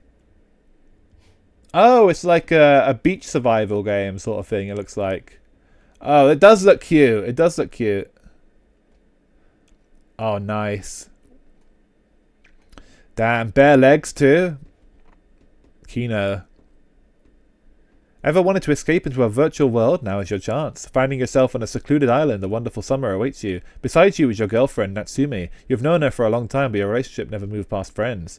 Well, she's not really your girlfriend. She's your friend who is a girl. And it's a summer game. That sounds pretty kino, actually. I should check that out. Yeah, looks good. Looks good. Cool.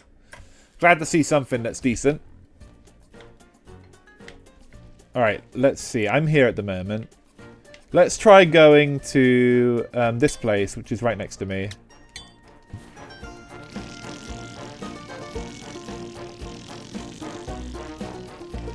This game's pretty open-ended, I guess. It's hard to, like, figure out what's going on a lot of the time. But that's okay. A Killdozer game? Oh, nice.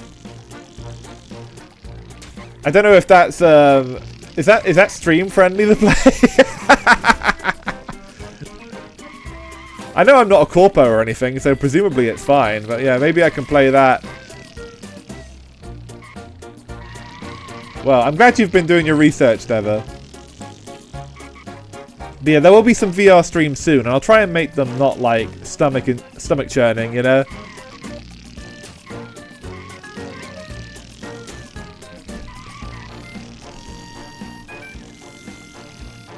But yeah, I've been getting more used to it as I've been practicing. I've been like playing a bit of Beat Saber as well, which is quite fun. The main thing I'm getting used to at the moment is just wearing the strap on my head, you know, and just kind of like having it pushing against my nose and shit like that. Yeah. I mean, I'm sure whatever they make will be really good. Because, like, obviously the Index is years old at this point, but I was still pretty amazed with it. Like, it's super accurate.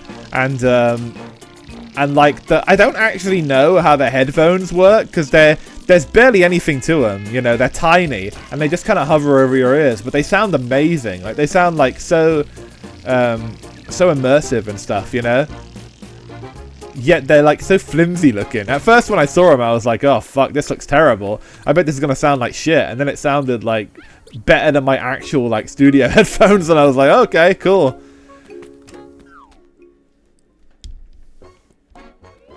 We're in the hat store. Hello. Do you sell hats? It's the only thing I sell. We can afford the paper hat. Oh my god. Well, I'm currently bald, so I should probably get at least one hat.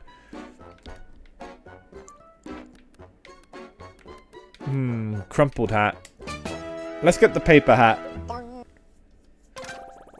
Fittingly scuff. It's basically, it looks like a tinfoil hat. Terry can equip or use some of his items from his inventory. Some items are automatically linked to the hotkeys. Leave a bad review on Steam. There might be one. There might be one. There's still time. There's still hats to unlock, so I can't leave a review yet. It does look like one though. You kind of, I don't know. Maybe they wanted to call it tinfoil hat and they just went for this. If I have very good close field vision but can't see shit from afar, do I need glasses for VR? If you have close field vision, then I think it's fine because technically it's all close field. You know, it's just a screen that like rests really close to your eyes. So I think it's fine. I have the opposite problem where I'm like I can see things from afar okay, but I can't see things that are like close to me, you know. And obviously things from afar are blurry, you know. What if I have shit close and far vision? You're cooked. I mean, VR will be fine, probably. Just, but yeah, wear glasses. I do have some glasses too, so I've worn the helmet with glasses, and it's fine. I only really put the specs on when I need to like stare at a screen for a while though. So like, I'm generally fine if I'm like close and all that, but like eventually my eyes get a bit tired. I went to the opticians I think like a year ago or so. So like can't you die? Like there's no health? It doesn't seem like it actually. I've been hit by cars, I've drowned, like nothing's happened so far. Oh, this is cool.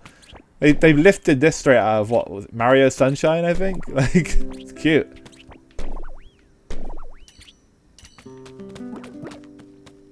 The music's nice here. If you can die, I haven't figured out a way to yet.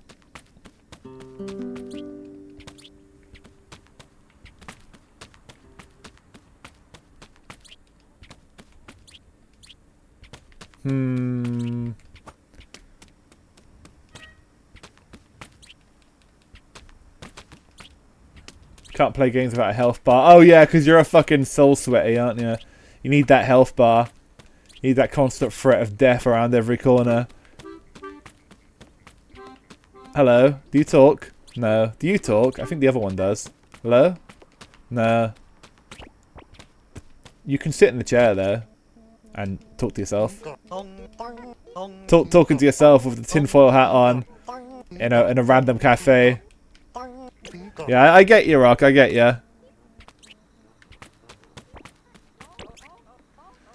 It's nice that you can sit in every chair in the game. It's not really got an express purpose, but it's nice. I've been just faffing around a lot in this game since I started. Yeah, with a pipe in my hands. Yeah. Classic schizo shit, you know. It's just Terry stuff, you know.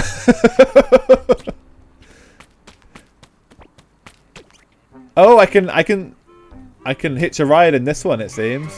This guy's happy to just drive me around. And let me see that mini-map. Let's go over here. I'm stuck. It's very easy to get stuck. Physics wankery. Here we go, here we go. Alright, this way. Alright, our next target is this one. I do like that you can jump out of the car at any speed. That's also very GTA style. Oh, I thought it was this one here. Maybe it's up the stairs, wherever I'm going to.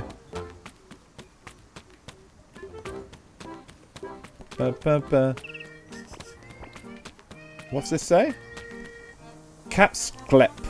2 steps inwards. The game sounds kind of German. I don't know if that was a development team or anything, but a lot of these words. Pet it with Patera. Let's pet it, chat. I wonder what kind of place... Oh! Cute. It's this kind of place. Can I pet it? The noises are cute. Don't hit him with your pipe there. What am I meant to do? Hello? Come get pet! You can just talk, apparently. Is he petting them? Oh, you can take a screenshot. I guess we'll do that. Cute! Look at their noses.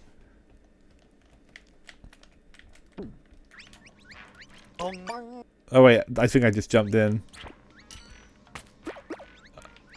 Oh, I recognise the noise they're making. They're making pooey pooey noises.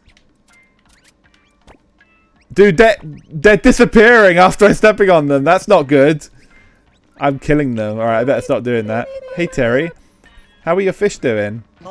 Good. Can I have a walking pet? Ah, yes. Walking pets are great. But they are also a great responsibility. I can handle it. No, he can't. Is that an issue I'm not aware about? You're a fucking psycho. Why don't we have a look at our gummy pups instead? The subtext of this game seems to be that nobody fully trusts Terry and that he seems to be like on the verge of being the next fucking being the next serial killing spree about to happen. Gummy pups? Oh yes. Most of them are modelled after the official Sprunkenwater mascots, so you may even recognise them from the statues around the town. Are you trying to sell me Sprackelwater merchandise? Oh no, you can have them for free if you help me find their blueprints. And they're just like pets, but safe. What do you mean? No need to feed them, no need to walk them, no need to pet them. They could even take quite a beating. Oh. So they're exactly like walking pets, but better. Exactly. Show me. Dude, easily convinced. I don't have any right now, but if you can find the blueprints for me, I'll be able to produce more. How'd you find them? When I realized I didn't need a license to sell actual live animals, I was so happy. I ran into my sewing room, grabbed the blueprints, and threw them out the window? Why did you do that? Weird, but okay. So true. Even she doesn't seem like she knows why she did it. So they flew out the window, and they drifted away with the wind. It's impossible to predict where they landed. I will find them. Good luck. I guess I will find them somehow. Oh, I'd like to play Pui Pui Molcar again. And that's another game that's like very casual, and there's not much to it, but it's very cute.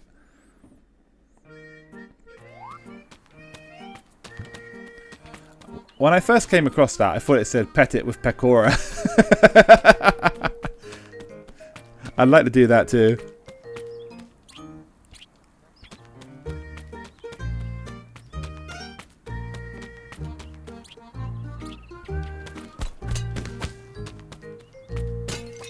A fucking monkey, chat.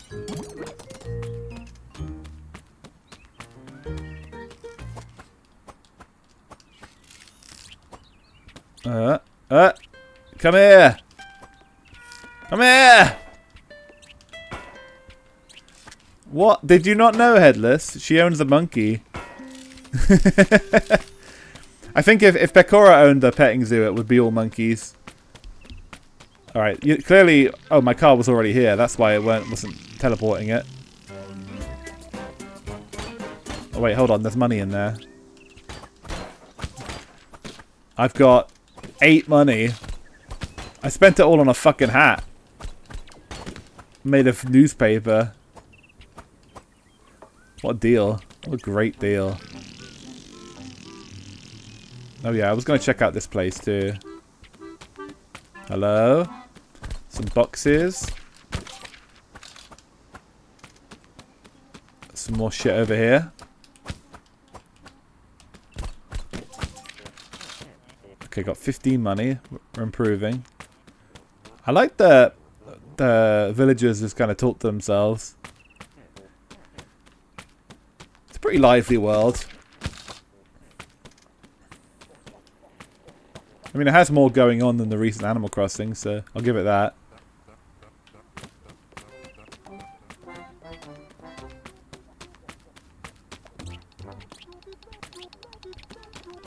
That one sounds a bit like Mr. Blobby. Even sounds like he's saying, Blobby, Blobby, Blobby. Pecora didn't own a horse, I bet. No, I don't think she did. I think you're right on that.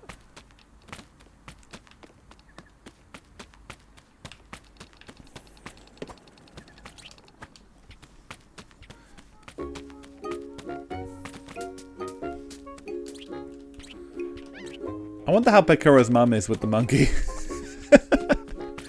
That must be a crazy thing to just have around the house.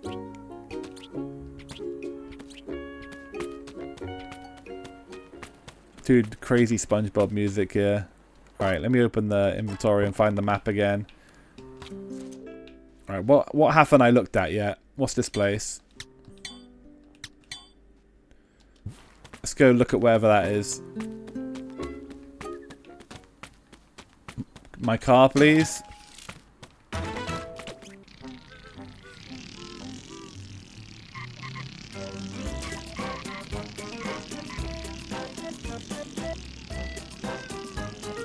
Junket with Jack. Oh boy. Well, chat, do you prefer to pet it or junk it? Let's check out Junket with Jack. Jacket with junk.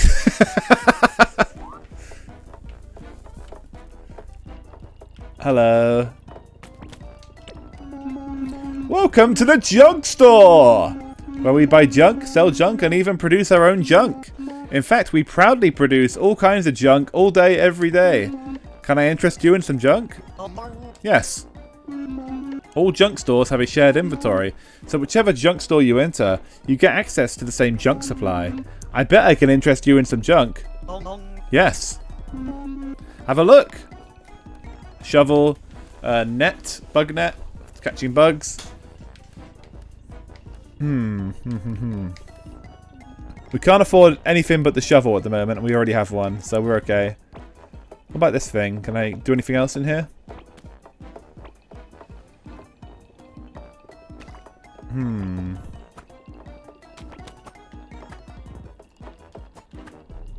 I think we've done all we can here, unless there's anything over here. I'll come back when I have a bit more money. I am struggling for money in this game a little bit so far.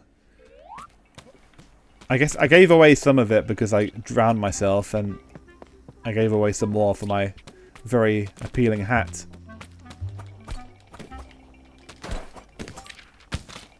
Also, I have a shovel, but I haven't really used it much. I don't really know where the best places to dig are.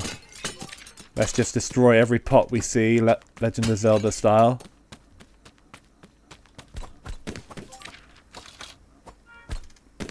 We made it to 55 now. We can afford whatever the next thing is. The bug net. Oh dear, I'm sorry. Damn, you can really be like super violent in this game, huh? And they don't beat you up. They don't come for you. They don't attack you back. Do you like get in trouble with the police if you like just keep assaulting people? I don't think you do. I guess there's no concept of health in this game. Like, people just beat each other up and are fine with it, I guess. Oh, there's some more pots there. Want those? There's like no laws in this town. Clearly, yeah. Absolute anarchy in this town.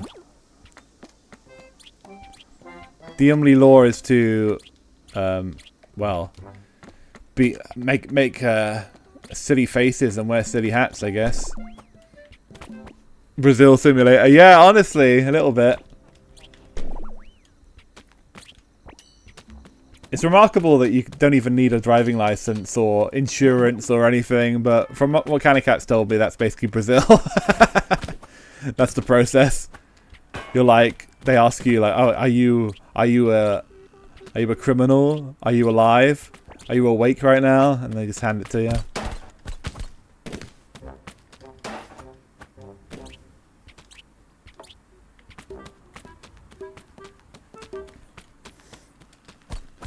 It's a similar litmus test to when you go to an airport and the touchscreen asks you if you're a terrorist. If you answer yes to that, then you failed the very basic test. I think all you have to do with the DMV and with getting a license and stuff in Brazil is just turn up. Turn up, speak a full sentence, and you can drive. Same in this world. It's pretty much the same in India from what I've heard. I love not needing insurance. It's one of the 2 reasons I don't leave the country. Yeah. It's pretty base, to be fair. I wish it wasn't a requirement everywhere else, you know. Because if you don't have it, they will come for you, you know.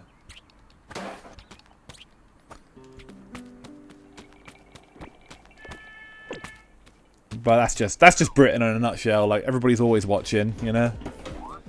Okay, let's back to the junk store. Let me get that bug net. Oh, it's 100. Ah, fuck! I thought it might have been 50, but you can see it in your eyes. Not confident enough. Clearly not rich. The baseball bat would be a little bit better than the pipe, probably. Okay, I've got to just keep collecting money. I need to go collect the beer from the fridge, actually, so we'll do that first. I'll be right back, everybody. Don't go anywhere. It's 96.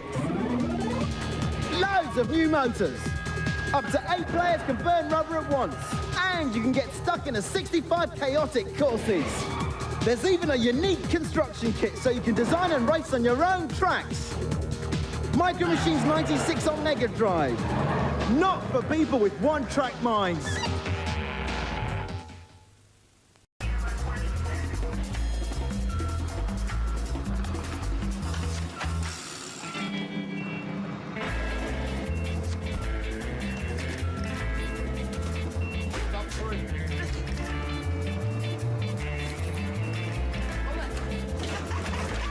Tag Team, or else. Mario Kart Double Dash. Drive, throw stuff, switch. Only for Nintendo GameCube. Rated E for everyone. GameCube. Row your boat gently down the stream. No! Get out of the way. Road Raft 64 just hit the streets with more angry bikers and more punishing weapons than ever before. Road Raft 64 only on N64. These young people are up for a good time, but mix their good times with muscle cars and reckless driving, and their groovy cruise will become a ride of peril. It's flat out. Compete in high-speed, full-throttle racing, then hit the destruction derby and trash everything, even the driver. In Flat Out, you also compete in 6 bonus games where you hurl that little punk out the windshield. Want the most destructive racing game out there? You want Flat Out. Awesome! Oh! Rated T for teen. Hey! Yes? You look like a real jerk. Well, I am a corporate executive. He stops exciting things from happening. So what you doing? Well, Muffy, Buffy, Biff Jr. and I are going on our Sunday drive. Oh, no, you're not. You're gonna play pole position!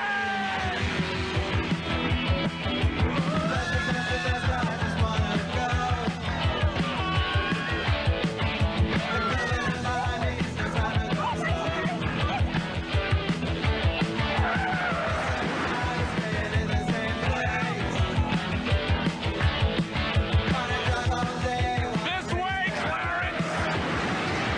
Aw, too bad. Having a good time?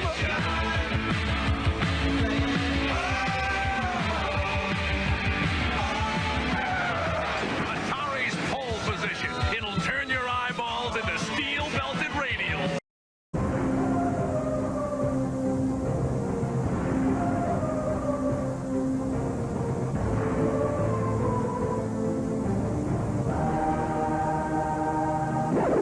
Rayman Arena has landed, featuring 2 modes of gameplay that'll put you to the test with furious foot races and blistering battles.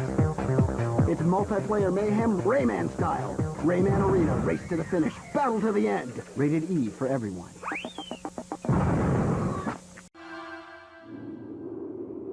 Three, two, one, go!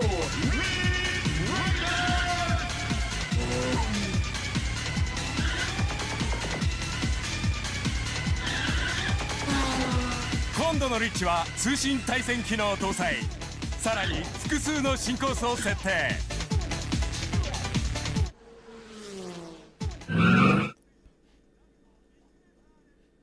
Hello, hello. I'm back. I hope you guys didn't miss me too much. Oh, I forgot to ask Mechanic Cat. That's one of the 2 reasons you don't leave Brazil. What's the other reason? And is it the women? All right, let me have a big sip here.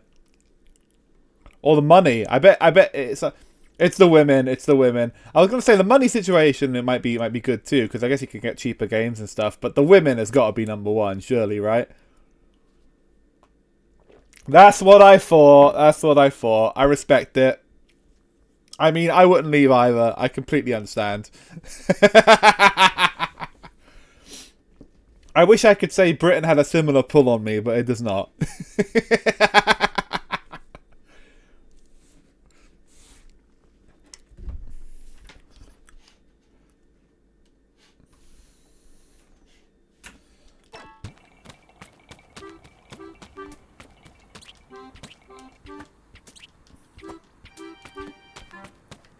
I've in fact dated more non-British women than British women. I'm a traitor. Here we go, here we go, here we go.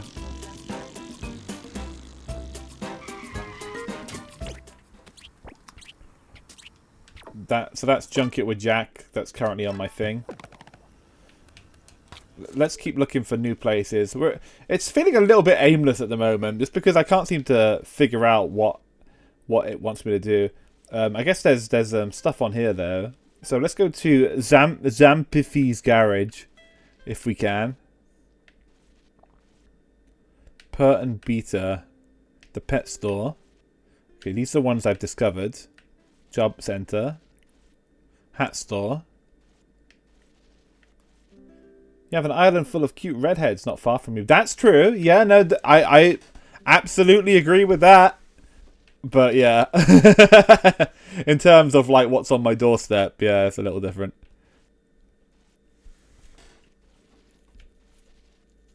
Sky Tower.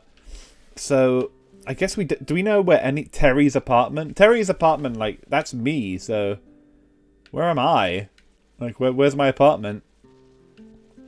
I guess I just have to keep going to these question marks on the map until I found everything. Alright, let's try this one next.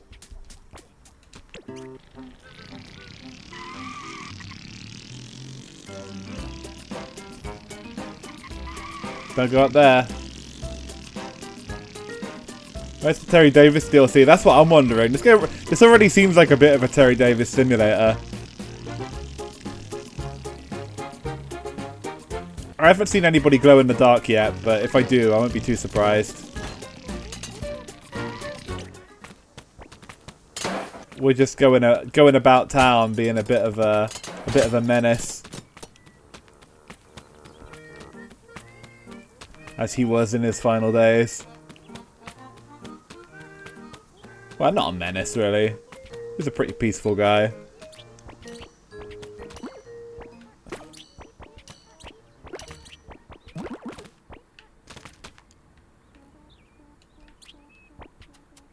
Right. I am a criminal. Oh, cool. I am looking for criminal ways to increase the size of my wallet.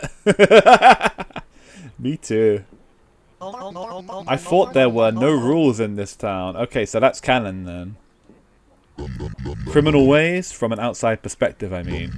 Anything goes in Sprankle Water, of course. Oh, okay. How much money do you have on you? Do I tell him? I don't want to lose my money. Do you rob people? Absolutely not. That goes against my principles. I am strictly against violence and threats of violence. Oh, okay. I have 59 money right now. That amount is allowance money for children. The size of your wallet must be pathetic. I suppose you could benefit from a criminal detour. Would you like to engage in criminal activities with me? Okay. So, what should we do? We cannot resort to violence or threats of violence, since that goes against my principles. You are the criminal, so you tell me. The problem is, I can't come up with a criminal plan that doesn't go against my principles. I was hoping you could help me come up with a crime. Come back when you have an idea. Engage in criminal activities with Steelkeys. Okay, we need to figure out a good crime and come back to him. Well, that's what that one was. Let's go to another spot on the map. What about this one? It's very close by. I think it's up the hill there. Or maybe in the middle. Okay, it could be this place. Wonder what it is. The laundry house. Self-explanatory. I'll have a chair I can sit on. You can sit and watch the washing machines. I wonder if they all have like their own sound effects. These weird sitting scenes. Yeah, that's what I think when I look at the laundry go round too. Finally, a customer! This is a store? Yes! Ask me what I'm selling. What are you selling? Magic! I'm selling magic! Wow. Some people say magic isn't real, but I object. Magic is realer than reality. Look into yourself and you will see. Wow. All it takes is some imagination and 15 money. Drugs. 15 money for what? Even though your imagination will do the brunt of the work, it has to be stimulated by this handcrafted instrument. And I sell that service for a measly amount of 15 money. And in return, I will get, oh, you know, things you've lost or things someone else has lost. I don't know, stuff like that. Oh, okay. Want to buy a hint for 15 money? Oh, it's a hint system. He basically told me what it actually was right at the end. Actually, yeah. Great. Pay up. Cute.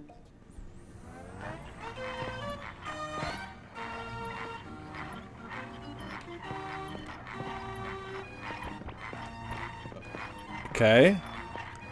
It's playing the music.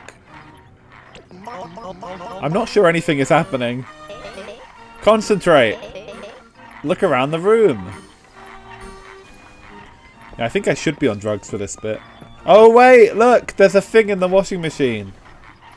What the fuck is it?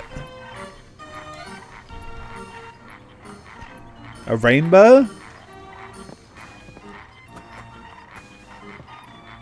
Maybe you sit? Oh, okay. Oh, and then it zooms in a bit more. Okay, you were right, Rick. Thank you. It's like a tunnel with a rainbow pipe. I don't think the rainbow's in the real world, actually. I think that's just the side effect of the washing machine, maybe. It kind of goes from rainbowy to not rainbowy. Anyway, there's like a tunnel that's like gated. With a big pipe. I guess we got to look out for that. Alright, thank you.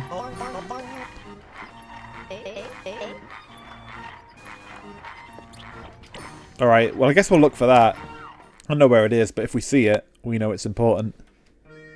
I have a feeling I may have seen it at some point. Anyway, there we go. We're slowly filling out the map. Let's go to another question mark.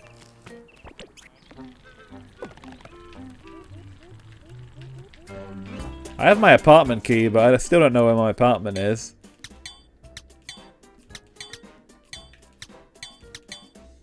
Alright, there we go. Go there.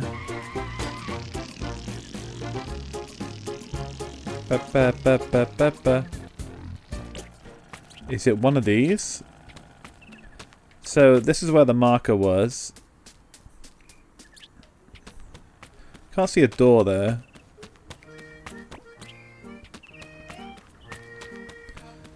I don't know. I feel like there should be something around here.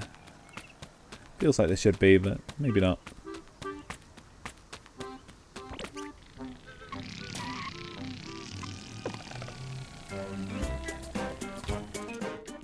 Yeah, there is a question mark, but I just can't see an open door. Well, let's go over to that one.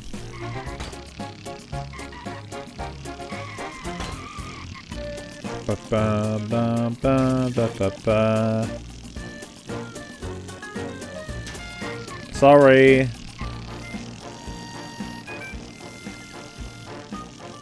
got to get back on the main road now. So go all the way around.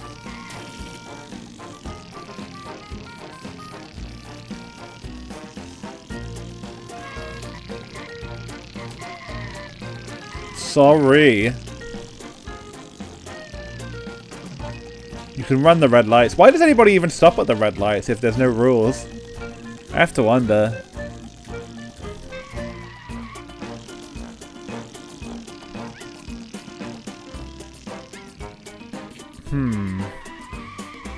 Yeah, I don't know where I'm going.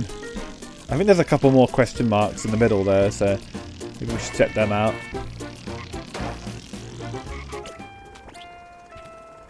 Interesting music here. Alright, what's this place?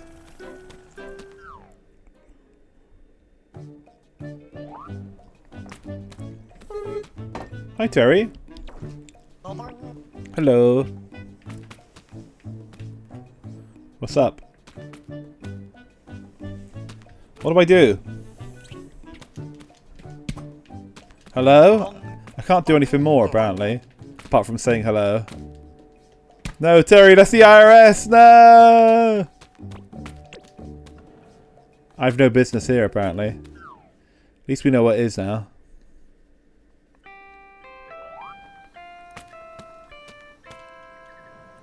Okay.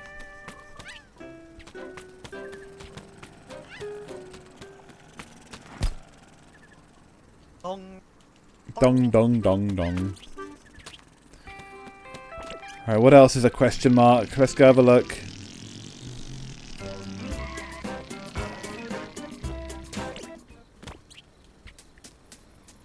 Okay, we've been to Junket with Jack. Have we been in here?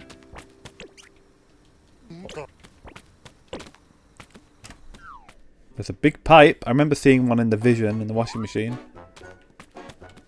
Hello. I'm going to buy a hat today. My favourite. What did she say?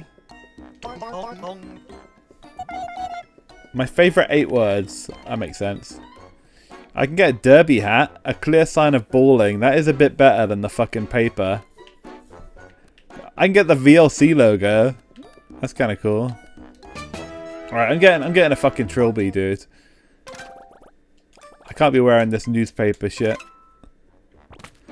Looking much better. And this, I'm sure, is a very smart thing to be wasting all my money on. So there's like 2 different hat stores, I guess. Oh no, I think there's one. I think that's just the same one I went to last time. Maybe the thing is in the tunnel here. The next destination, I should say. Hey, I'll hop in with you. Thank you.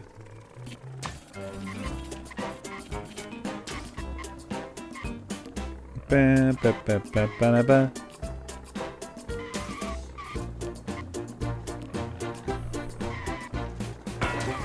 Oh, fucking hell. Another traffic day. Oh my god, no.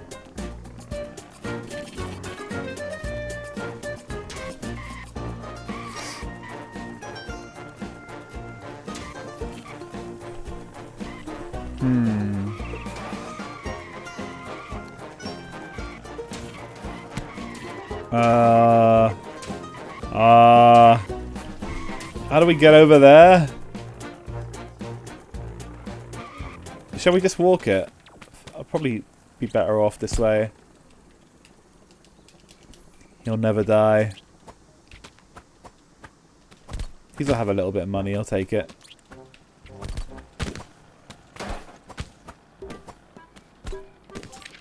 There we go. Okay.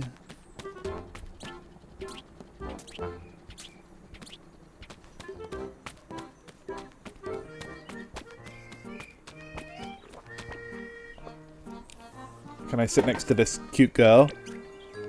I can. Wow. Oh, no, she's leaving. I hadn't even said a word yet.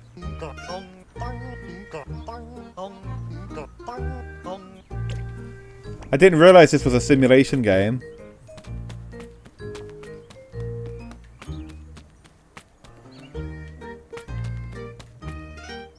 So let's pet it. Surely I can sit next to the bro here, and he won't leave. It was the fedora? No, the fedora's cool. Oi, love. Hey, the guy's fine with it.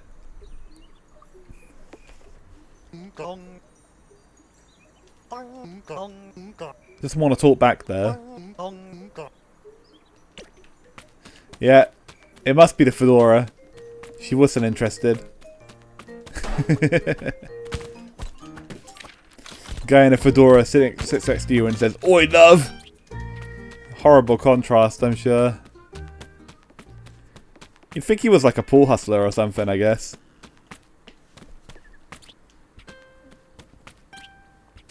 A funky looking tunnel here. That's where I just went in. Alright, what's left? Oh, this is the place I was trying to get to, I think. I finally got here. Probably the flower shop or whatever this is. Jack! Hi. Why don't you have a junk store like the other Jacks? No reason. Did you just buy junk from Jack over at the junk store and resell it here? Yes. Want to buy some junk? It's amazing how this world of no rules works. It's like communism, but like even crazier. Complete anarchy here. Just buying shit from the shop and then selling it across the road. It's the same exact catalogue. You got the fucking shovel and the bug net, the bat. And unfortunately, not any cheaper, so no deal. Dak Red Earth. Will it govern? That is the question, huh? Alright, what's in here? City Hall. This might be an important one. I saw the mayor before, didn't I, when he was doing his speech. Oh, there's an invisible wall here. I can't get in. I probably have to beat him in a race first or something. That's what happened in Chorokyu anyway. Panic! Worry! Trouble! Distraught! Well, good to know everything's going well. Holy shit, that fan is spinning real fucking fast.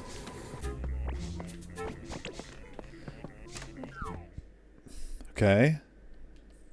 Is there anything in the other door? No, I don't think so. We'll just double check on the inside. Nah. Let's get out of here. This game's fun. It's quite charming. But it does need maybe a bit more of an objective. Like, it'd be cool to do some races or something. I've just been kind of like looking at all the locations and haven't really done anything too exciting yet.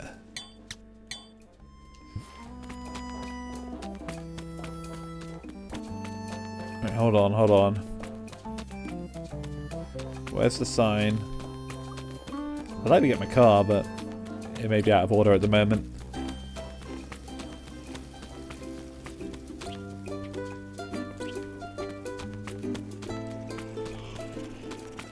Sleepy starting to hit a little bit.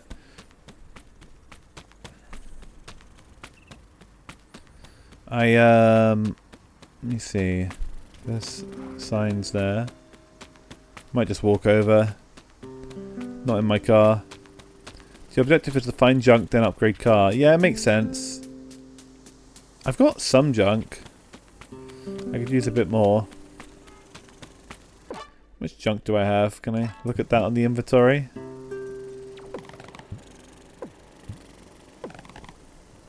Uh, 135. 135 turbo junk. Give these to Zamapri and turn them into turbo ups. Okay, so that is an upgrade for the car, I think. So I should go find him. Right, can I steal somebody's car first, please? Everybody's going too fast. Too damn fast. I can't stop anybody, unfortunately. They just won't stop. Oh, he will. Oh, but I couldn't get in. Shame.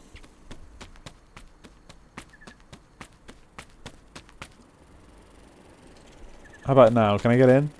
I said I could, but I was pressing the button. Nothing happened.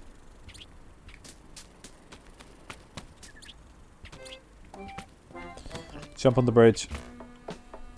Truck and truckster. Or truck and trucker, I should say.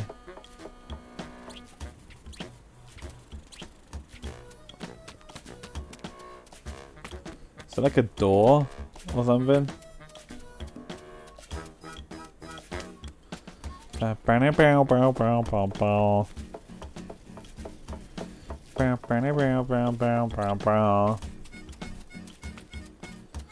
the parking signs here. Car required.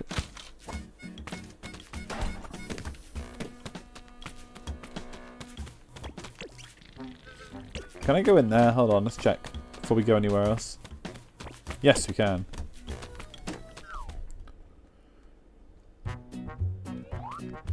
There's the guy. We've been looking for you. Or the girl, I guess. Or whatever you are. No, they've got a mustache. It's a guy. You made it. Are you ready for work? Work? I kind of just wanted to, you know, upgrade my car, but... yes? I mean, no. Oh, okay, so it was a fake choice. Your car too small to carry passenger. You must install passenger seats so you can do job. No. No? I need my car to go faster. That's true.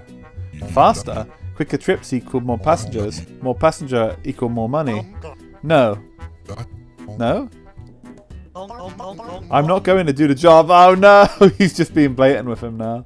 I mean, the thing is though, who can enforce anything in this fucking town? There's no law, there's no rules, there's nothing. Like, this guy just got a job and he's like, yeah, I'm not doing it. And you can't fucking do shit about it because there's no legal team, there's no lawyers, there's nothing. I'm just trying to get to space. I laugh. Ha! Ha ha. I like you, Terry. I can make cargo faster, but need resources. Resources? Turbo junk. Bring me 150 turbo junk and I make cargo faster. Turbo junk. Got it. Terry, I brought 135 turbo junk. I think I have that much. I turn 150 turbo junk into 1 turbo up, but you only have 135 turbo junk. Okay, we need 150 then. Oh, sorry about that. My mic just fell over. That probably didn't sound very good. It just slipped out of the holder for some reason. That was a bit bizarre. Okay, so we just need to get a tiny, tiny bit more junk, and then we can upgrade car. That's what she said. Yeah, I bet.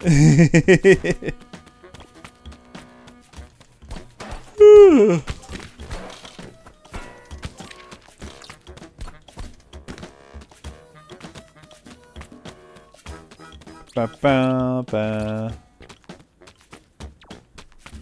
Girls love the turbo junk.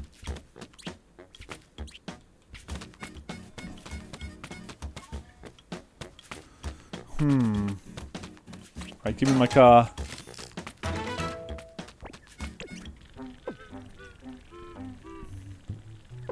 Let's have a look at that map. Okay, I've not got as much bullshit now that I've at least cleared out some of it. So there's one that I've put my reticle on, which I still haven't found apparently. Then there's also this one over here, which I should probably check out. Reminds me of like the noise the little miniature go-karts in Mario Party make. like when in the Scalex strict levels.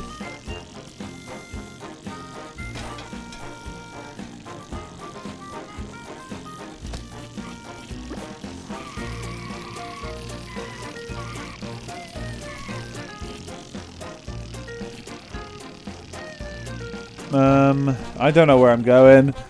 Where the fuck is that? According to this, I'm moving away from it, so I want to be moving closer, ideally.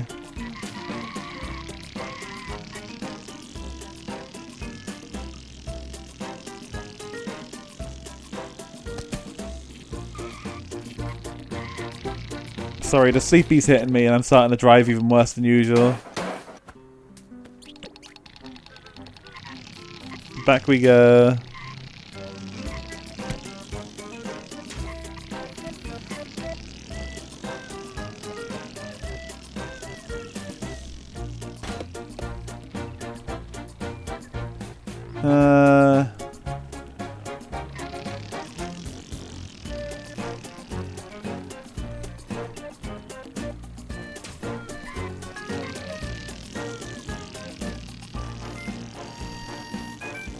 I feel like I need maybe a plane or something to get to where that is, because it's just too high. Doesn't seem like I can get up that high. Well, never mind then. What about fucking Zaru, whatever the fuck his name is? His place. Oh right, that's right. I was just there. I just need to get junk, but maybe I should head to the junkyard. Hey, it's Night Raider. Hello. It's Night Raider. Hi. Welcome, Nye. Hope you guys did had a fun stream. Welcome. We're playing Tiny Terry's Turbo Trip. If you can believe that a game with such a title does exist. Been playing for a couple hours now. It can be a little confusing figuring out where we're going, but it's pretty fun, pretty charming. Here is a shout out for you, Nye. What were you playing? Hope you had a fun stream. I have no idea what this is, but I trust in Spike's taste. I'm not even sure what I think of this yet. This is a game that was recommended to me by a couple people on the Discord, and a couple of my chatters have played it. But it's like a little bit vague in how it progresses and stuff. Picross the Mahjong, nice. My favorite Picross was the DS one, and also the Mario one on the Super Nintendo was really good as well. I think there was a Pokemon one on the 3DS that was solid as well. I love Picross. Super good. I have no fucking idea how to play Mahjong, so I would I would suck ass. I love the SNES one. I was playing the GB Mario one. Yeah. The SNES one's good. The GB Mario one is also very good on SNES because I think you can, if I recall correctly, I think the Game Boy one has like a SNES mode where you can, play slightly exclusive ones that are like a little bit bigger. A very cool game. Super game.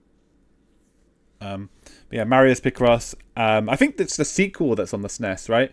So the first one's on the Game Boy and the sequel's on the SNES. Both are great. And although it has Mario in the title, it's really like more of a general Nintendo game. Alright, but yeah, super good.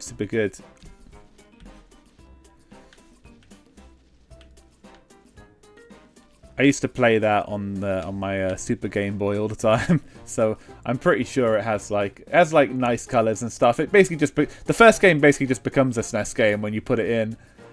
Similar to like Donkey Kong 94, which I think does something similar. It sort of does a very solid upgrade. Alright, let me try and go up there if I can.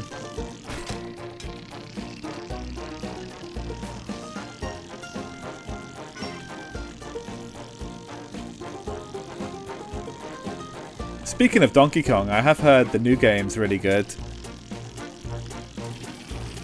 Not by a Switch too good, but I've heard it's very good, which is heartwarming to hear.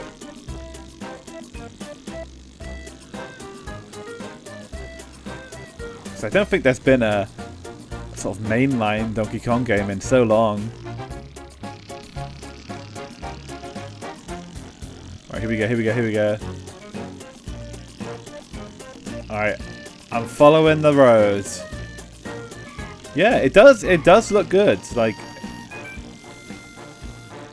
it's a different kind of approach, you know? It really is a shame that there's still people making good games at Nintendo, and you need to buy the hardware to play them. Not really a shame, but you know, considering all the other things I don't like about them, it's a bit of a shame. But I'm glad that the games are good. Yes, the Mario Odyssey team. Yeah, exactly. No! Jump out! Ah, even if your car goes in and you don't, you still have to pay, I think. Yeah. Oh, fuck it, it's fine.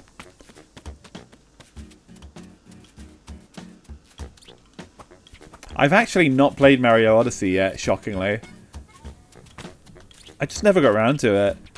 I think because every time I tried to download it on the Switch, it would just fail. Like, I eventually just gave up.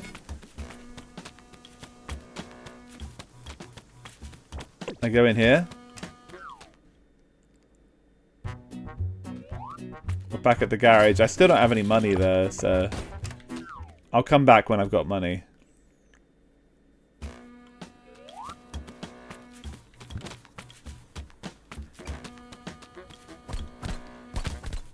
But yeah, I'm sure I'd like Mario Odyssey. I liked all the Galaxy games and stuff, so I should get around to it.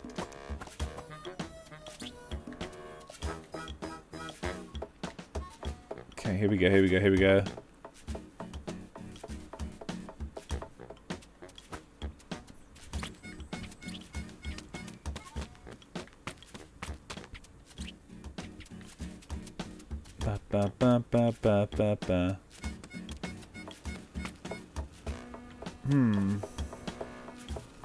There really is massive SpongeBob vibes in the music in this game.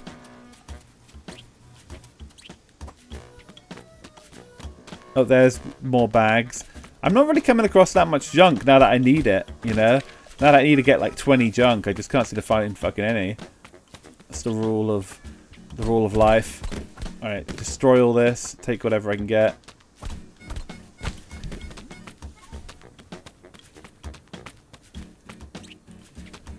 Let's have a big sip here.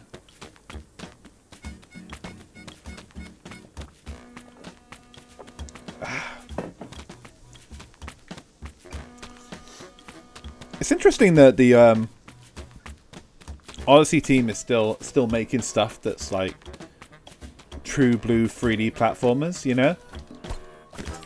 It does say something to Nintendo's credit that they keep making games like that, because I know historically the 2D Mario games have always sold better.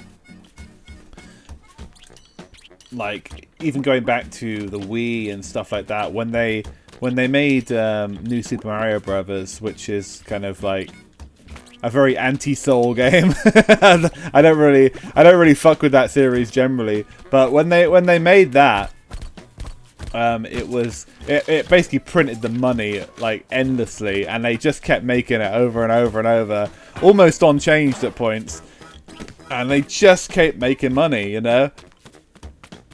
And the 3D games have just never been like that, you know. They've never sold anywhere close to the same amount, and it's good that they're still coming out with 3D games like that at all, because you know they never sell as well as 2D games, as 2D platformers and stuff. Which is, you know, we sort of saw that with like Metroid Dread and stuff. That was obviously a throwback to the 2D style. Like, I think there's more safety in making 2D stuff when 3D is kind of like a bit shaky. Even with Metroid, like, I don't think the Prime games sold as well as the originals did, even though they're very good games, you know? Yeah. Definitely, there's some shared DNA between them all. I know what you mean. A little bit of Splatoon is interesting. I can kind of see that too. It's a bit stylish, you know?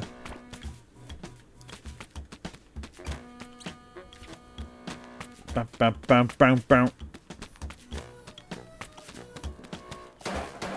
Yeah, I like the Donkey Kong has kind of become his own thing again, and they sort of moved away from the Rare design and tried to just make it its own series with a bit more of an identity, because the Donkey Kong Country Revival series was good for 2 games, but there probably wasn't much long-term potential in it. So I completely understand why they've moved past it now. I think I've always, like, for me it's always been the Rare design, so it's a little weird still. It still feels a little odd, but like it's yeah, it's cool.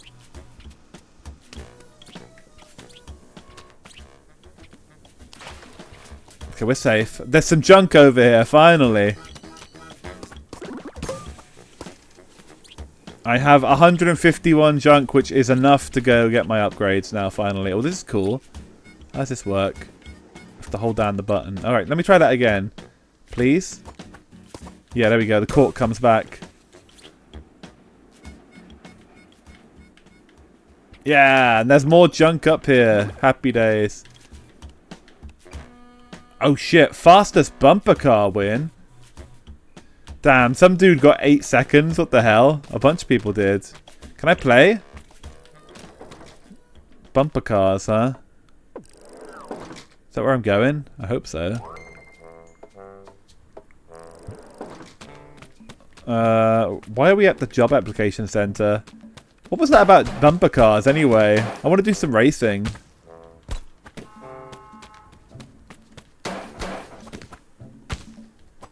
Maybe it was the other door.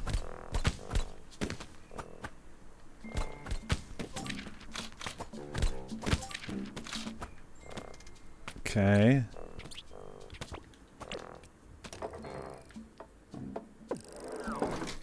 Yeah, I like that everything's kind of evolving a little bit more visually and stuff like that in their various franchises.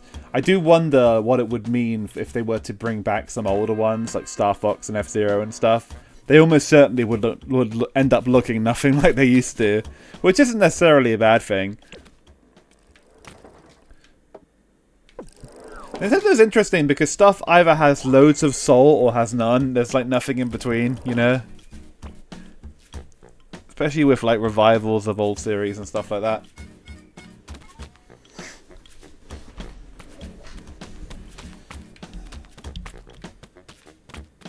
Okay,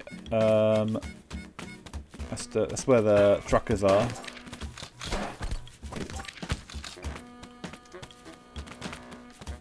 Bum, bum, bum.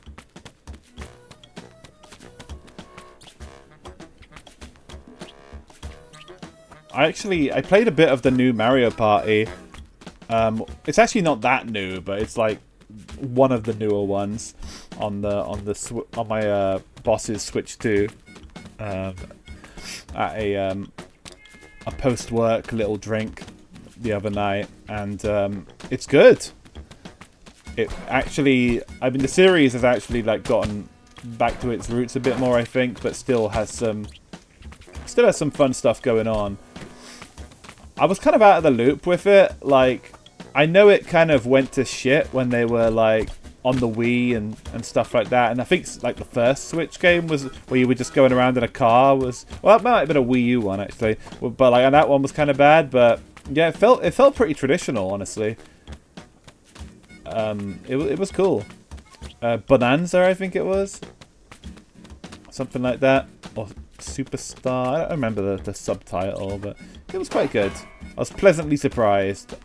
I'll probably get it down the line if I ever end up having enough of a social life to justify a purchase. You truckers got anything for me yet? I'm not spending my 50 money on a trash can, dude. I need to get car upgrades. We need to go to Superstars and Jamboree. Jamboree's the one I played. Yes. Yes. Yeah, so Super wasn't that good. I played a bit of that one. It wasn't terrible. It was like a step in the right direction. I don't think I played Superstars. I think I just jumped straight to Jamboree, and I was kind of out of the loop. And yeah, I was pleasantly surprised by how good it was. Like it looked good, it played good. You get a little practice round before each game starts, so it's very intuitive to get used to stuff. Didn't drag too much or anything, and even my my normie co-workers, they all enjoyed it. Basically, none of them are gamers at all. They had a nice time. Mario Party's kind of always been that, though. Like, historically, like, I remember playing it with some of my college roommates and stuff, and they weren't gamers either, and they all got into it and got really excited about it. It's just one of those games. If you're a competitive sort, you will get into it, you know? Can't hijack the truck. Sad times.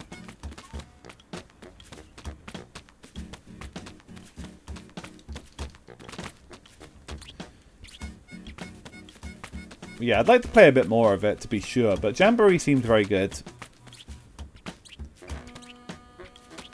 It might have just been that we were playing like a classic mode, possibly, and that there might be more complicated stuff available, but it seemed very classic in presentation. Yeah, I agree. I agree, Mechanic Gat. They're all classics for a reason, you know?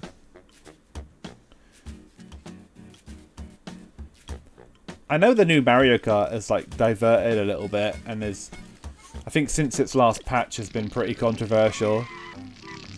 But even that is still like generally very solid.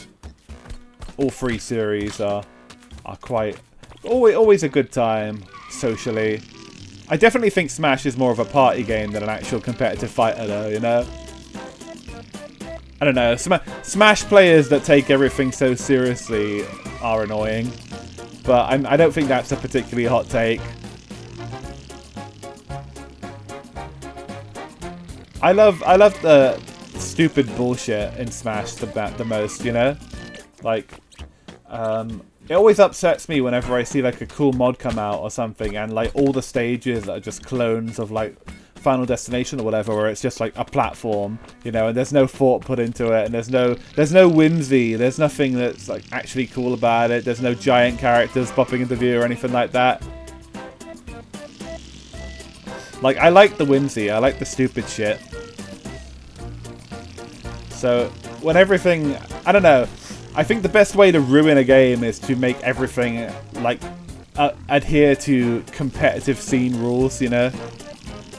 Yeah, exactly, Mechanica. I completely agree. Like, I think treating it like a fighting game is stupid in the first place, and that you shouldn't do it. It's you know, it's a fun little brawl 'em up, you know. It's not meant to be played competitively, and I think like it's fine to do it, but you should know that you're just playing a kid's game, you know, and that you're just being silly by taking it so seriously. I think, you know, Sakurai hated that side of the fan base so much that he added the stupid trip mechanic in Brawl just to fuck with them, you know, which may have been a step too far, but I get the sentiment, you know.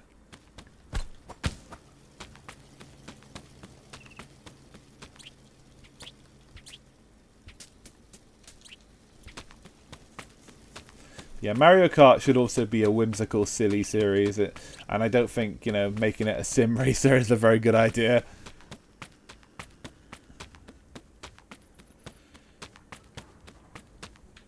Not that I ever think they would, but yeah, you gotta know your audience and know what's expected of you.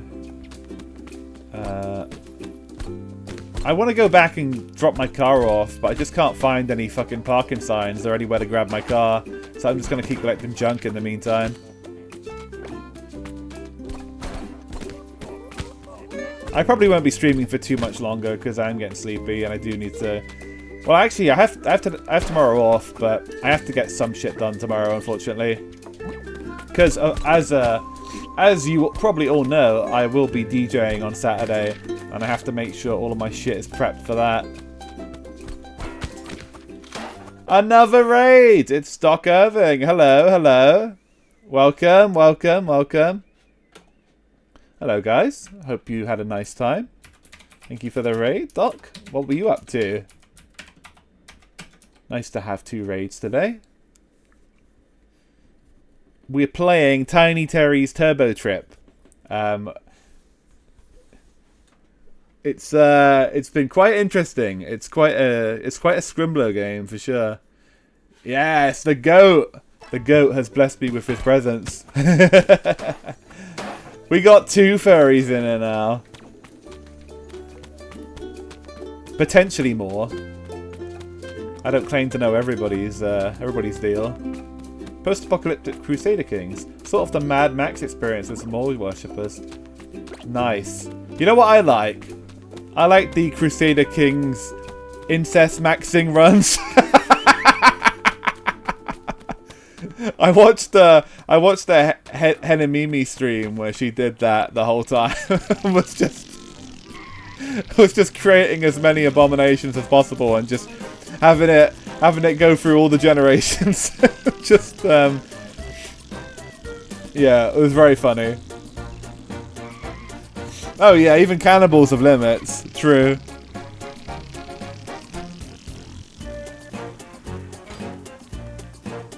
But yes, if you want, you can have generations of royalty that are all illegitimate children.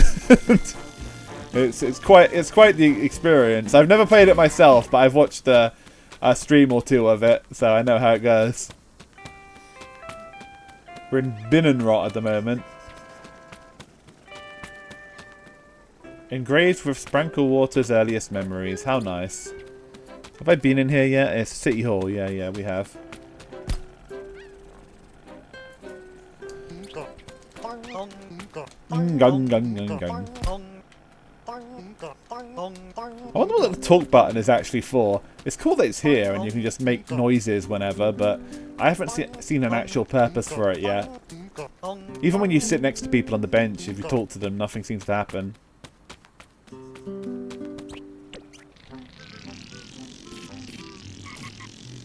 Oh, more junk, more junk, more junk. I mean, I don't need more junk, but I'll take it. Alright, I need to get back to the garage.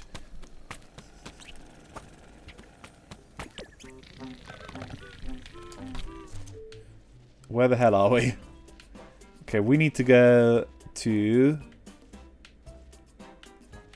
not that one. Not that one, not that one. That one.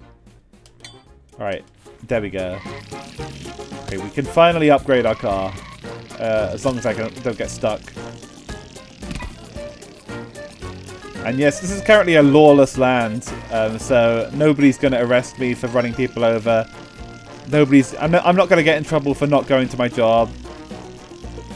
There's no real rules of the road or anything. It's all insane.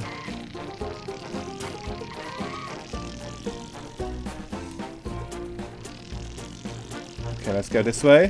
Whoa, okay, okay. Stopped at the red light, did we? This music reminds me of a game too. It reminds me of like the Rugrats game on PS1. It sounds a bit like that. That goofy fucking sound to it.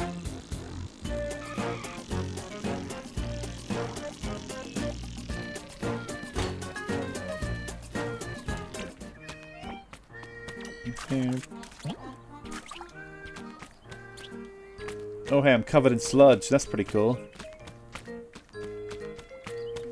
Alright,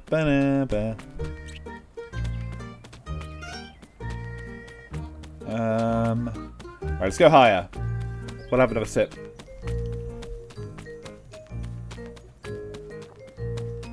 Ah. Ba, ba, ba, ba, ba, ba. Yeah, I do. I've mentioned this on the Discord and stuff, but I do apologise for not being able to stream much this week. It has been very, very busy at work with the summer holidays, which over here in the UK is you get 6 weeks off of school, and of course those are the absolute busiest times at a holiday park. So I'm usually finishing quite late, and I'm actually working in the daytime more as well. So I'm having to get up in the morning and go do stuff in the daytime, so like I'm just always at work. But you know, thankfully these periods aren't like they're not year-round, you know. It usually quietens down after a while, so I've just got to get through the summer. But I will be able to get a bit more regular once I'm into the rhythm of it a bit more.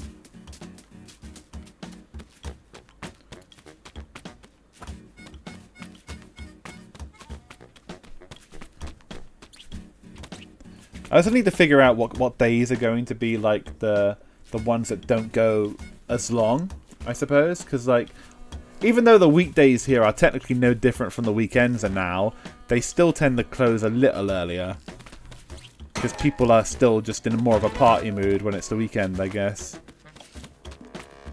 Alright, here we go. Throw my car in. Alright, time for upgrade. Go, go, go. Terry. 174. Wonderful. Uh-oh, here we go. Whoa. Holy shit.